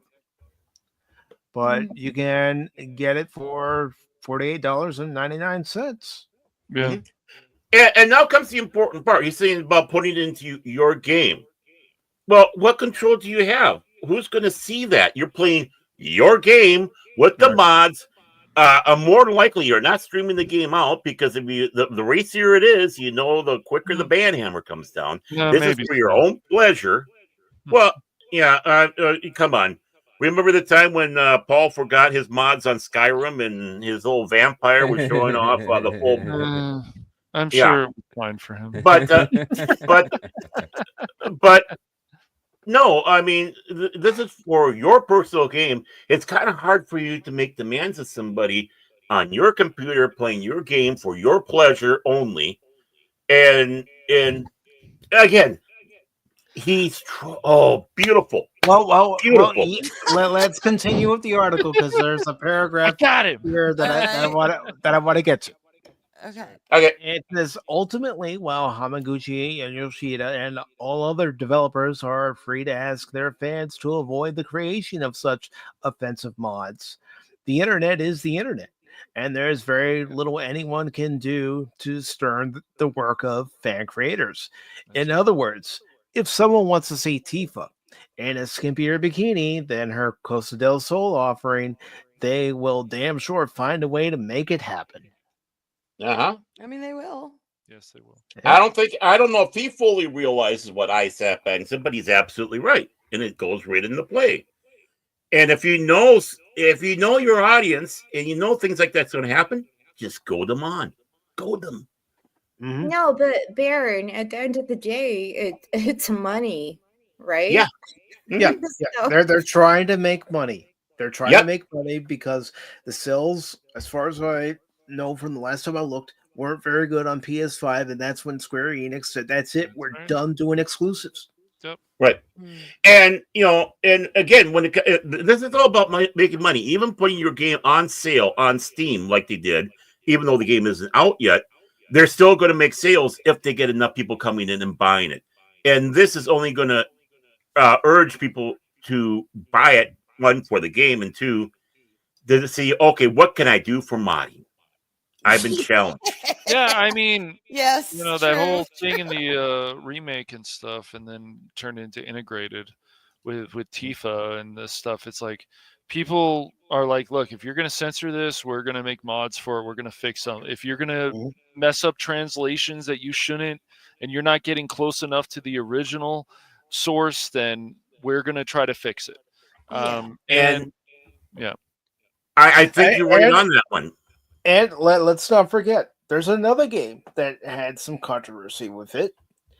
And Shift Up, the developer of the game, said there wasn't going to be any censorship, yet there was on a day one patch with a few costumes for Eve. Right. With Stellar Blade having its release for PC coming up sometime in 2025, you better believe there's going to be modders out there who are going to make her outfits even more racier than what they are. And then what they're going to do, and it's not going to matter, they're going to then show it on YouTube. So you'll have... Of course they are. Of course. Of course. Why wouldn't they? Yeah. They want to get the clicks. And see, I think that's the other part of this. He has seen his games, or not even necessarily his game, but other games like Stellar Blade, where the promises are we are not going to do anything to change it, but they still change it when it goes over. It's like, this is, I think, his way of also encouraging the fight to censorship and make the mods that will restore things to normal are even, quote unquote, better on that one. I think this is a multi-tier thing you got going on, because these guys don't like their games being tampered with. They know that once it gets out of their hands and it's going to the final phase, someone will sit back and say, "Oh, I think this is offensive. Let's take it out, or let's put them in a burqa." Yeah, I mean, they already. It's already, even with the Rebirth, it looks like there's going to be a few things that are censored. So I would tell people all the time, just play with the mods. If you're going to buy the game, play with the mods. And I know that can take time to do, but it can be worth it. So. And you want to know something? It's not just newer games that get mods. No. Right. Created by fans. Oh, no. It's older games. Even games that were on the NES are still being modded. Yeah. Nintendo doesn't like it, but people are still doing it. Yeah, I mean, some of those older Star Wars LucasArts games are still getting modded. You have like Thrawn's Revenge. Yes. I can't remember Star Wars, and I can't remember the exact game because there's so many games that's similar to it that they got and close to the same names. But I mean, this game's been out for how long, and people are still modding, and they have now the Fall of the Republic, all that. Yeah, if you love the game, look at even Space Marine, the original one. Even Mad Max has mods, not as many, but. Even Mad Max has mods. So, and people like to personalize. I mean, I like using mods only for one thing: cosmetics. I could care less about anything to do to change gameplay or cheats or anything. I don't want that. But like Police Simulator, there's mods for making the paint jobs on your cars, uniforms, stuff like that. Yeah. Oh yeah, I got those modded in. It's nice to switch around a little bit. Yeah. Then there's situations like Capcom where they started getting rid of the mods in Monster Hunter. It's like, no, I want to have lightsabers and stuff, and it's like, no, you can't have that anymore. It's like, well, you're taking some of that away. Well, somebody made a mistake and went too far with this mod, and then posted it or showed it on a video, so everybody deserves to get punished. It's like, fuck off, Capcom. Like, this is ridiculous. Punish moron. Punish that moron. Not everybody. But yeah, this guy, I want this guy on my sales team. If I ever need to have products put out, I want to. Notice he was never insulting to anybody. No, he was very polite. Mm-hmm. Most of the time, they get a little snotty. They get snotty when some are talking about that, things like that. No, very polite. And he was vague. Very vague. That's not typical of Japanese. Don't make anything offensive or inappropriate. Wink, wink, nudge, nudge. Exactly. So yeah, I like this guy. Especially when all of a sudden the contrary stuff in the beginning is like, wait a moment, things aren't quite. And of course, what happens? My old sales, doing sales part of the brain that I learned starts flaring up from his drunk coma. It's like, hey, wait a moment.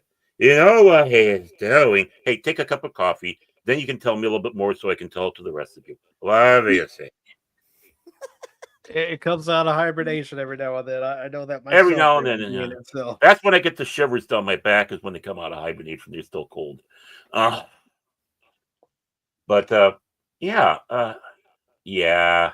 He's playing us.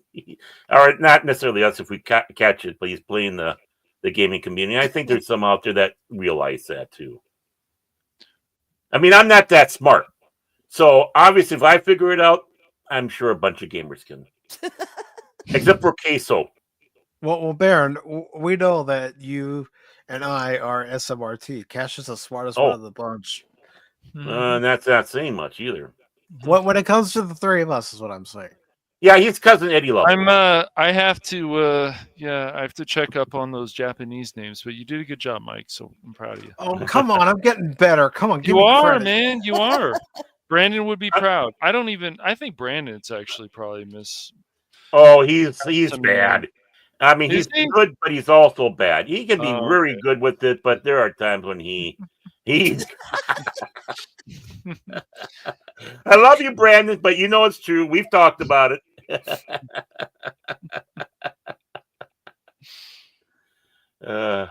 You say you love him. You say you love it, but Baron, the kid talk.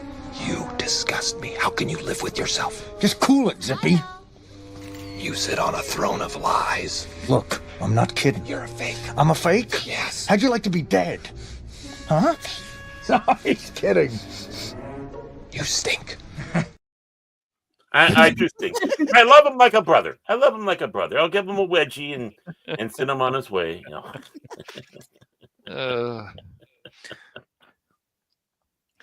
But as we're nearing the time to wrap up the show, I would like our guests to go ahead and promote themselves if they like. And I'll go ahead and start with Anna as the first one to promote themselves. And just a second, Mike. Chase, wake up. Okay. I'm here. What? Bro, I'm here. I'm Anna's Game Line.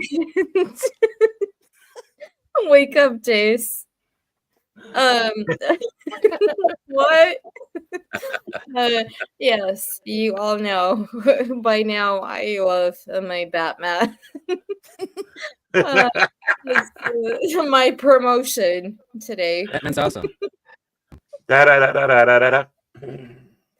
it. Yeah. Batman. I'm Batman. Batman. What? Yeah, Batman. More shows which I don't really do on my channel, Anna's Game Lines, but I do love my Batman. Sorry. Don't be. I love Batman. Sorry about you. And a totally heterosexual brotherhood way. I love that. Right? Anna, do you know what they called Batman in Norway back in the day? You are like sounding very weird. Like Yeah, you you're are coming coughing. from Norway. Yeah. Coughing a little bit there, Jace. Well, because he fell asleep on the microphone. He was popping a little bit, and then he was talking real fast, like it was John Moshida Jr. The microphone man. Okay, how can you guys hear me? Can you guys hear me fine? What? I can't hear him. Can you hear him? Hello? I can't hear him. What? What? Yeah. What? Hello? I'm closer to the mic now. What? Yeah. Rebel Moon? What? But no. What? I'm getting but Anna, do you know what they call? my Do you know what they called Batman in Norway back in the day? What did they call Batman? Vingen, and in English that means lightning wing. That's the dumbest thing I've ever heard. I agree with Bender on yes. yes, yes, same. That's what they used to call me. Basically, yeah.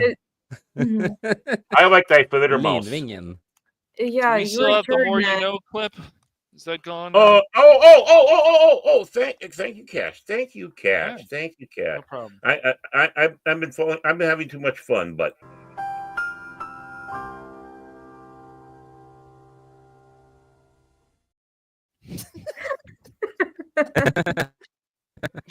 Arwen, darling. Your Mhm. turn. What was I gonna say? Shit. The more you know just squirreled me real bad. Okay. I'm back on track. Sugared Spice will be coming back January 7th on both we'll be restreaming, or dual streaming it on my channel and Arlena's. So we will be back. Yay! But in the meantime, I'm just, I'm on Loki's on Fridays and Backtube on Fridays, and then we're wherever else. So just I've got a Rumble, Twitter, YouTube, all Arwen Avalon. So that's where you can find me if you need me. Rumble. Very nice. And Jace. Well, yeah. Actually, I do not have much. Sorry. The micro machines is back. No. Never fall asleep on your mic, Jace. That's what the keyboard is for. Just ask Cash. Cash would have taught you. No, never. Let's see. How is the mic now? You're still sounding like you're John Moshida Jr. The microphone. You sound like Odin sent you to hell or something. Yeah. Try Better than something much here, stuff, and yeah. Well, whatever. It just has to There be we go. what it is. There I'll we fix go. it after. There we go. Yeah, There we go. Okay. What I was gonna say, I don't have much to promote or anything because 540 Studio is on a break until next year. So yeah, stay tuned for next year. A lot of new shows coming up and a lot of other guests. So yeah, a lot of things we're gonna do next year. Other than that, as I always say before we wrap up, just remember life's too short, make the most of it. And we in this panel, we love you, we appreciate you, and none of us could have been here today if it wasn't for all of you peeps out there. So thank you for the love and inspiration, everybody. Peeps? Aw, it's nice. Yeah, he does have a soft spot side now and then. Yeah, I you're do. wearing off on him, Baron. Yeah, Has a soft side? Yeah, Don Rickles' soft side, you hockey puck. And Cash or Baron, which one of you want to go next? You go ahead, Baron. You've got. Well, some- I guess we could safely say that there's a bit of a break until the next year. Welcome to the holiday season, boys and girls. So, cranky old fans will return next year, and in full blaze of glory. I will be there. We'll be knocking you out with our stuff. And remember, because we're snobs, it's Rumble exclusive. Rumble. So you won't find it here on YouTube. No, come on, get with the times. Go over the Rumble, look for Cash Money Madness.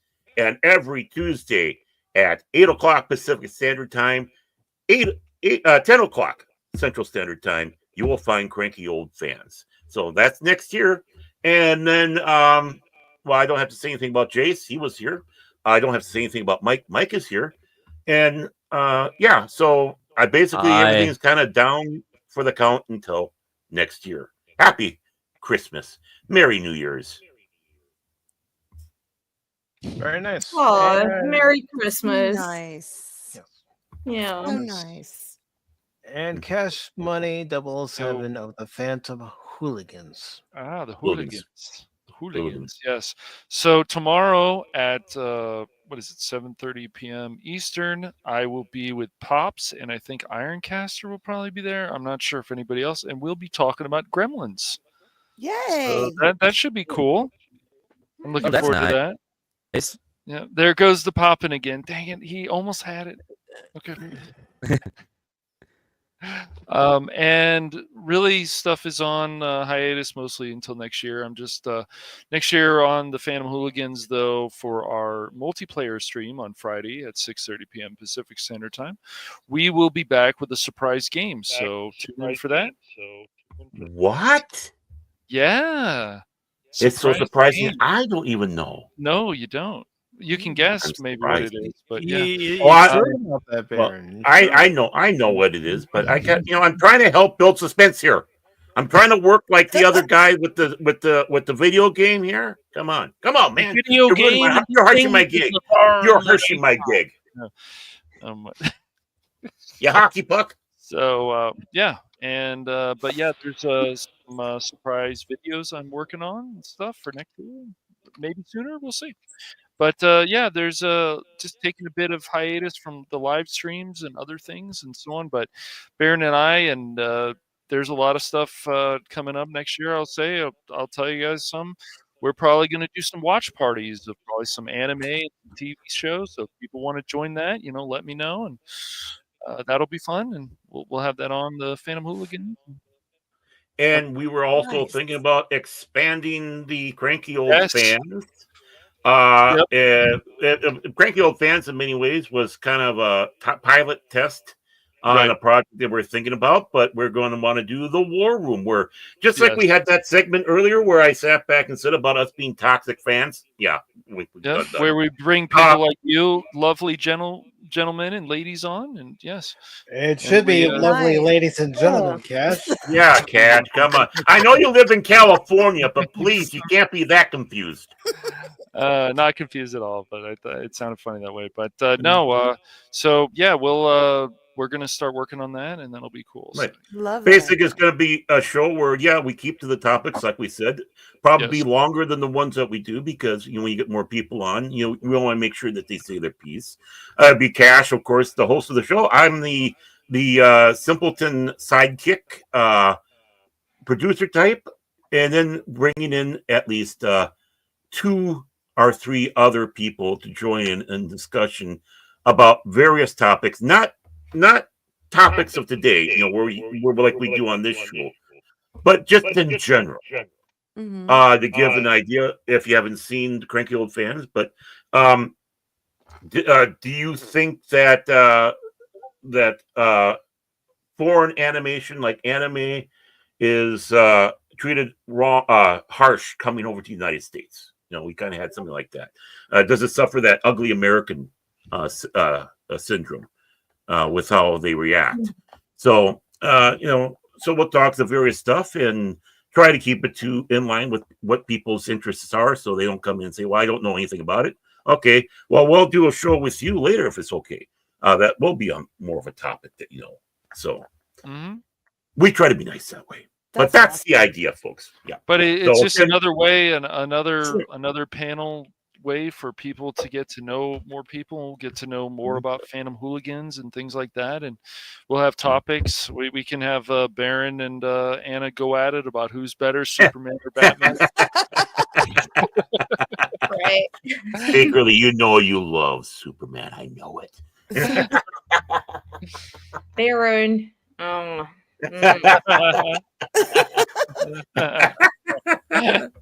This is Baron. Twice a week. Yes. Just twice? I'm just talking about this show. But yeah, we'll probably have about, 2 or 3 guests on, probably, Baron. I don't know. Yeah, 2 or 3. We don't want to overpower it because we want everybody not to be able to talk over themselves, have their chance. And we're just kind of doing a turn. just like shows like Gutfeld or other shows like that, where you hit the topic and say, and I'm going to use you as my little guinea pigs here. Arwen, what do you think about this topic? And you say your piece, and then, it's like, okay, Jace, I guess we have to talk to you. So what do you think about this one? Or Mike, what do you think about this? Or Anna, what do you think about this? And you get your chance. It doesn't mean you don't interplay with each other, but you are given the chance to speak your piece, and then the discussions like on the show we have today, thanks to Mike. Something like that. Exactly. Mike is stealing our show already, Cash. Have you noticed that? He stole my the format will be a bit stuff. The format will be different. Hold on, Baron. Hold on. I told you I was Baron is terrible. inspired. I'm gonna sit back and listen to this. Where's my popcorn? Where's your popcorn? I was inspired, but I wasn't gonna copy it exactly. I know. I was gonna make it my own. Baron's gonna give you crap about it, Mike, of course. I know he's giving me crap. He's been giving me crap for the last several weeks. He has, man. He should be getting several truckloads of coal for Christmas. I agree. Good. I want to stay warm.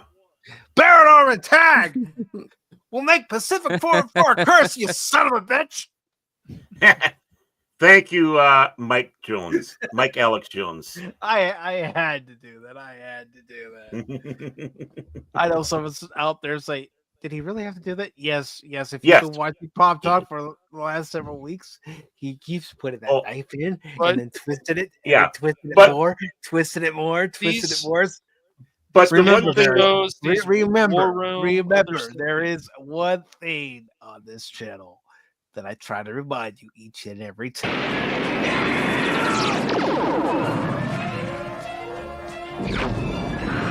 Extinction to all traitors! Yeah, you got that right. But one last thing about this, though, is even though we do go off the rails on this one, the War Room, we expect levity because it's going to be lighthearted. I mean, it's as serious, but have lighthearted, but it won't be goofy or go in that goofy direction. We're going to try to keep things somewhat serious, but doesn't mean we can't have fun with serious. So yeah, it's another way for for seriously people, fun if they don't know each other, to get to know each other. Stuff. Right. Yeah. Yep. Or in the case of Cash and I, learn to hate each other. By the way, I'm still not talking to Cash. Okay, that's fine. Yet you two do a show every Tuesday. Yeah, it's tricky. Yeah, that'll probably that makes sense. Even after the War Room gets finished, we'll probably still keep Cranky Old Fans. I don't know why. Yeah. Baron. I don't know. Well, you can have a special edition of Cranky Old Fans called Cranky Old Fans: The War Room. Ooh. Hey, whoa, Mike. Okay, we got enough making sausage on a stream. We can talk about that later. See, Mike's got some good ideas sometimes.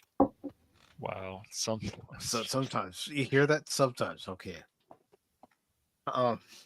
Remember, one of your ideas was having me on this show. Anna Arwen, I think there's going to be a co-host position coming open sometime soon. Exactly.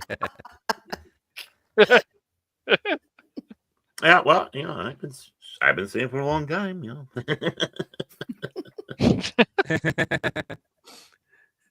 So, anything else you want to promote, Baron? No. All seriousness, no. It's just what I said before about well wishing for all the season. It's the season to be jolly. Ho ho ho. Oh, if I'm going to do that, I got to do that one right. I'm sorry. I'm so sorry. Ho ho ho. Back to you, Mike. All right. Well, first, before I go promoting what's coming up on the channel, I do want to thank Arwen and Anna and Jace for coming on today, spending part of your Sunday with us. And I appreciate you, Anna and Arwen, for coming on earlier this year and being our special guest here on Pop Talk. That really means a lot. Of course, Jace, you were our special guest last year, and I still appreciate that. And I appreciate any time you've invited me on to Beyond on 540 Studio. He wants to replace me with you. Just want to let you know. And I also wanted to say a special thank you. I don't know if he's lurking. I know he's been busy, but I also want to say a special thank you to TGAP Steve, who was very generous this year with memberships and gifting them. So really, TGAP, if you're listening, brother, thank you very much, my friend. And to all of you, thank you very much for your support of Pacific414 on YouTube, Rumble, Kick, and Twitch.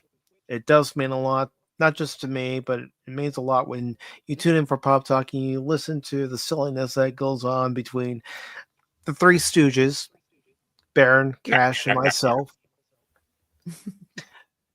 And, let's move forward. Let's have great things happen in 2025. And there's a new short out there for folks to watch, and long time subscribers will appreciate it more than the new people who are just, getting used to Pacific414, because long time subscribers have been watching me do this quite often in games.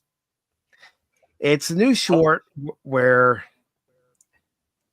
it's how I envision myself when I'm playing a game as Rambo. Ramboing it through every single game, and how viewers actually see it. Me dying. Actually, if you're a newcomer, you'll finally understand Mike.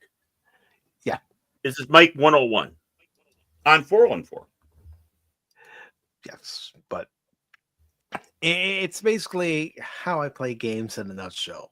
And Cash can attest to it. How many times he's come by and went, Mike, you can't do that. Mike, you can't do that.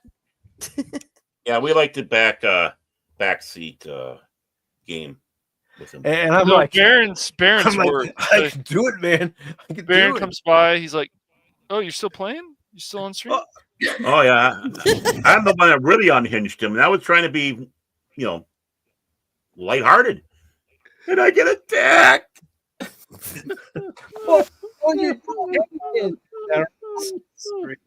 And you said, "Oh, you're still streaming?" I said, "Yes, Baron, I'm still streaming. You know I do long streams." Yeah, and I do know. I was gone for a bit and came back. Oh, he's still streaming. Okay, go in there. And that's usually my typical thing to bother you with. But boy, you were hopped up on getting that. Mike. Thank you.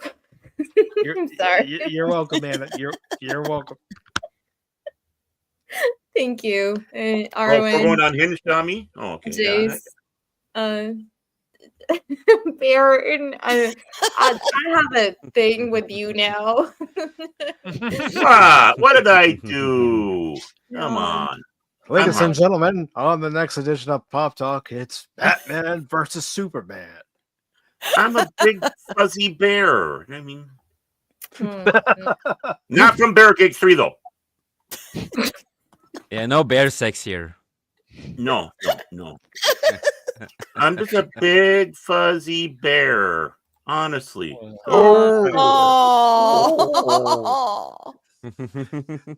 a love? But real quick, as far as what's coming up on the channel this week on YouTube and Rumble, on Tuesday I will be playing more Indiana Jones and the Great Circle. I did figure out the puzzle that I was struggling with on Thursday offline, so I'll be able to do it during the stream on Tuesday. And then Thursday there will be another Indiana Jones stream, and the one on Tuesday is going to be at 5 p.m. Eastern, and the one on Thursday will be at 6 p.m. Eastern.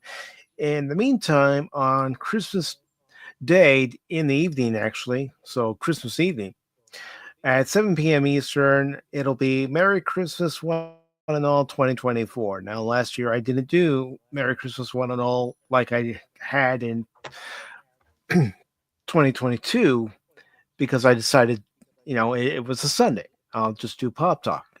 And that's how it went. But this year, it'll be Merry Christmas One and All 2024. And Baron's going to be there with me. And if anyone wants to join and, you don't want to be alone on Christmas night, well, come on with us. Let me know, and I'll send you the link, and we could just have a great conversation about, the Christmas holiday and what you're looking forward to in 2025. Be festive. Yes, exactly. This is something to really look forward to this coming up here. So I'm actually, for once, excited for a new year. And of course, I do want to say thank you to the Comic Relief Crusader for joining us today. And of course, he was on the panel, but he was also in the chat. Jason Fox of 540 Studio. Exactly. Anna, thank you very much once again. Really appreciate it, Anna. Clifton 3D, thank you, Clifton. Really appreciate it. That doesn't associate with the 2D family. Jet Sparks 373, thank you very much, brother. Really appreciate it. Arwen, thank you for taking time out of your Sunday to join us today, and also beautiful lady coming on. Oh, thank y'all. So good to see you again, Arwen. Oh, So good to see you again. And she's got the cutest laugh. Oh, we love you. Stop. There we go. See, we got her laugh. Yeah, no, I love making her laugh. Do it. No, you gotta do it. Come on, everyone. No. Appreciate the ladies. Come on. We do. Yes, love we do you, Anna. appreciate the Love ladies you, here. Arwen. No, y'all are. I appreciate the both of you. I appreciate that Jill Powers has been able to join us for a couple of watch parties. You know, Anti-Derivative Jill was on. Arthur Arlena was on this year. Yeah, I mean, Really thank you for appreciate braving coming into this man cave. We had to spray and place a lot with the Febreze. I mean, we had the Febreze already, and oh my god, get that cushion. And I also want to say thank you to Kathy Skywalker, who was a guest this year. Thank you, Kathy. Nice. And I also want to thank Zax for joining us today. Long time no see, Sorry, brother. who? Zax. Is he wearing glasses or something? It's like a mask. He's mysterious Canadian. And of course, the long-suffering Tagge, who will probably keep there to lie. Say, this is get to do it. Oh, girls, she's at work now, so we don't have to hide. All right. All right, Superman. All right. Yeah. and speaking of Jill Powers, the River Daughter, thank you for being here today, Jill. Really appreciate it. Tim, also known as FKHC 2005. Good to see you, brother. Or the just Pat Tim. Wannabe. Thank you, brother. And I definitely want to have you on as a guest next year. And thank you for your membership support of the channel as well, brother. Really appreciate it. Really appreciate all the members who support the channel. Hey, he gets to come on the member streams. That should be enough. Oh, quite you. And you know, he's a pain in our side. He's a thorn in our side. Oh, the Telerong. Yes, the Telerong. Oh yeah. He's the troll of trolls. He's obsessed with Bill McCracken. The killer anima. We love and you, of course, Tired Mark, also known as Mark the Infinitely Tired. Good to see you, brother. Always good to see you. And also, Cass, good to see you today too. Yeah. It says, hi, And Pacific. I've been really busy, so I have not been able to join the stream. Sorry, Pacific, but I'm here now. That's all right. Because we do have a saying here on Pop Talk. And let me get to the Shut up, Aaron. Oh, not that one. Yeah, not that one. You know what? Not You just gave me an idea for a new clip for next year, Baron. but it's my charm. It's my charm. I have a saying. We have a saying here on Pop Talk and Pacific414 when someone says sorry for being late. A wizard is never late. Nor is he early. He arrives precisely when he means to. Exactly. Yeah. I just want to again say thank you to the panel. I'm very hungry. You're welcome. Okay, go eat. Go eat then. Yeah. I also want to give a big shout out to Jace. Thank you. Oh, Yeah. Sorry. I love it. That's just too sweet. I hate sweet. Oh, I'm kidding. God. I'm kidding. What are you, the Grinch? Yes. Probably. Oh, come on, Mike. Come on, Mike. That's nothing new. That's nothing new, Baron. There are that right there. See, that's what. Of course. Bah! Damn kids, grab me up the wall. And you know what? Don't forget, Okay, you Scrooge. forgot somebody. You forgot somebody because you know he's out there. Well, Anonymous is always lurking. Yeah, so we should at least. Because we know he's lurking, because it seems like lately, ladies and gentlemen, that every time we wrap up the show, that's when he shows up. So we haven't forgotten about you, buddy. Anonymous. Anonymous. Anonymous.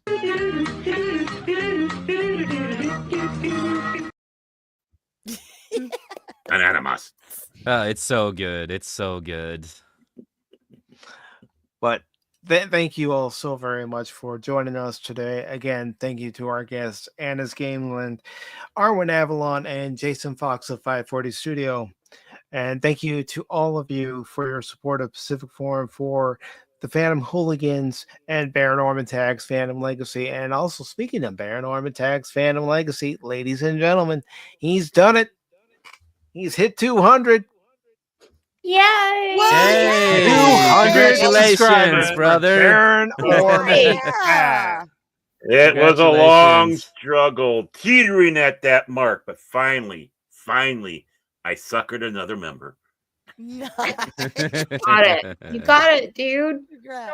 Thank you, Anna. Thank you, Arwen, Ash, Jace, Mike. You embarrassed me. Now I'm red.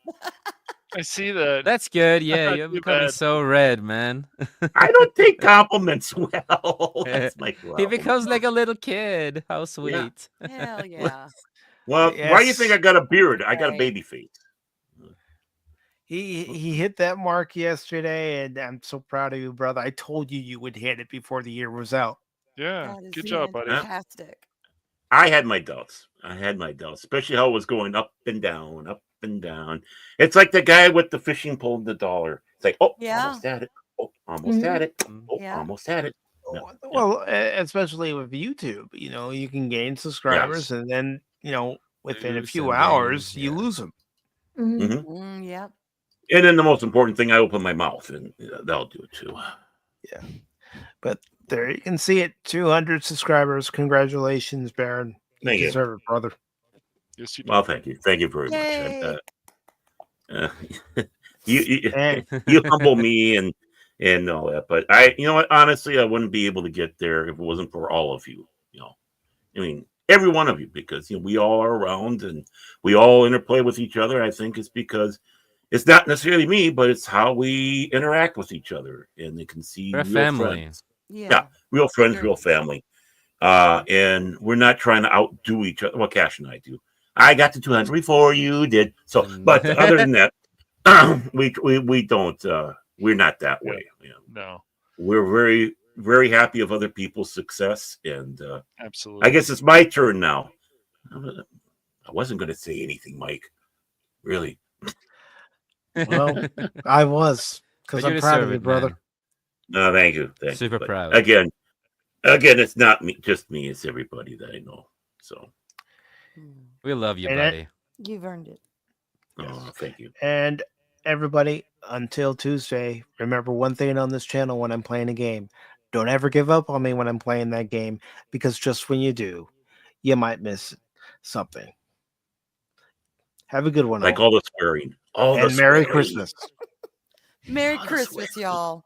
Merry Christmas. Merry Christmas. Merry Christmas to everybody. Autobots, transform and roll out.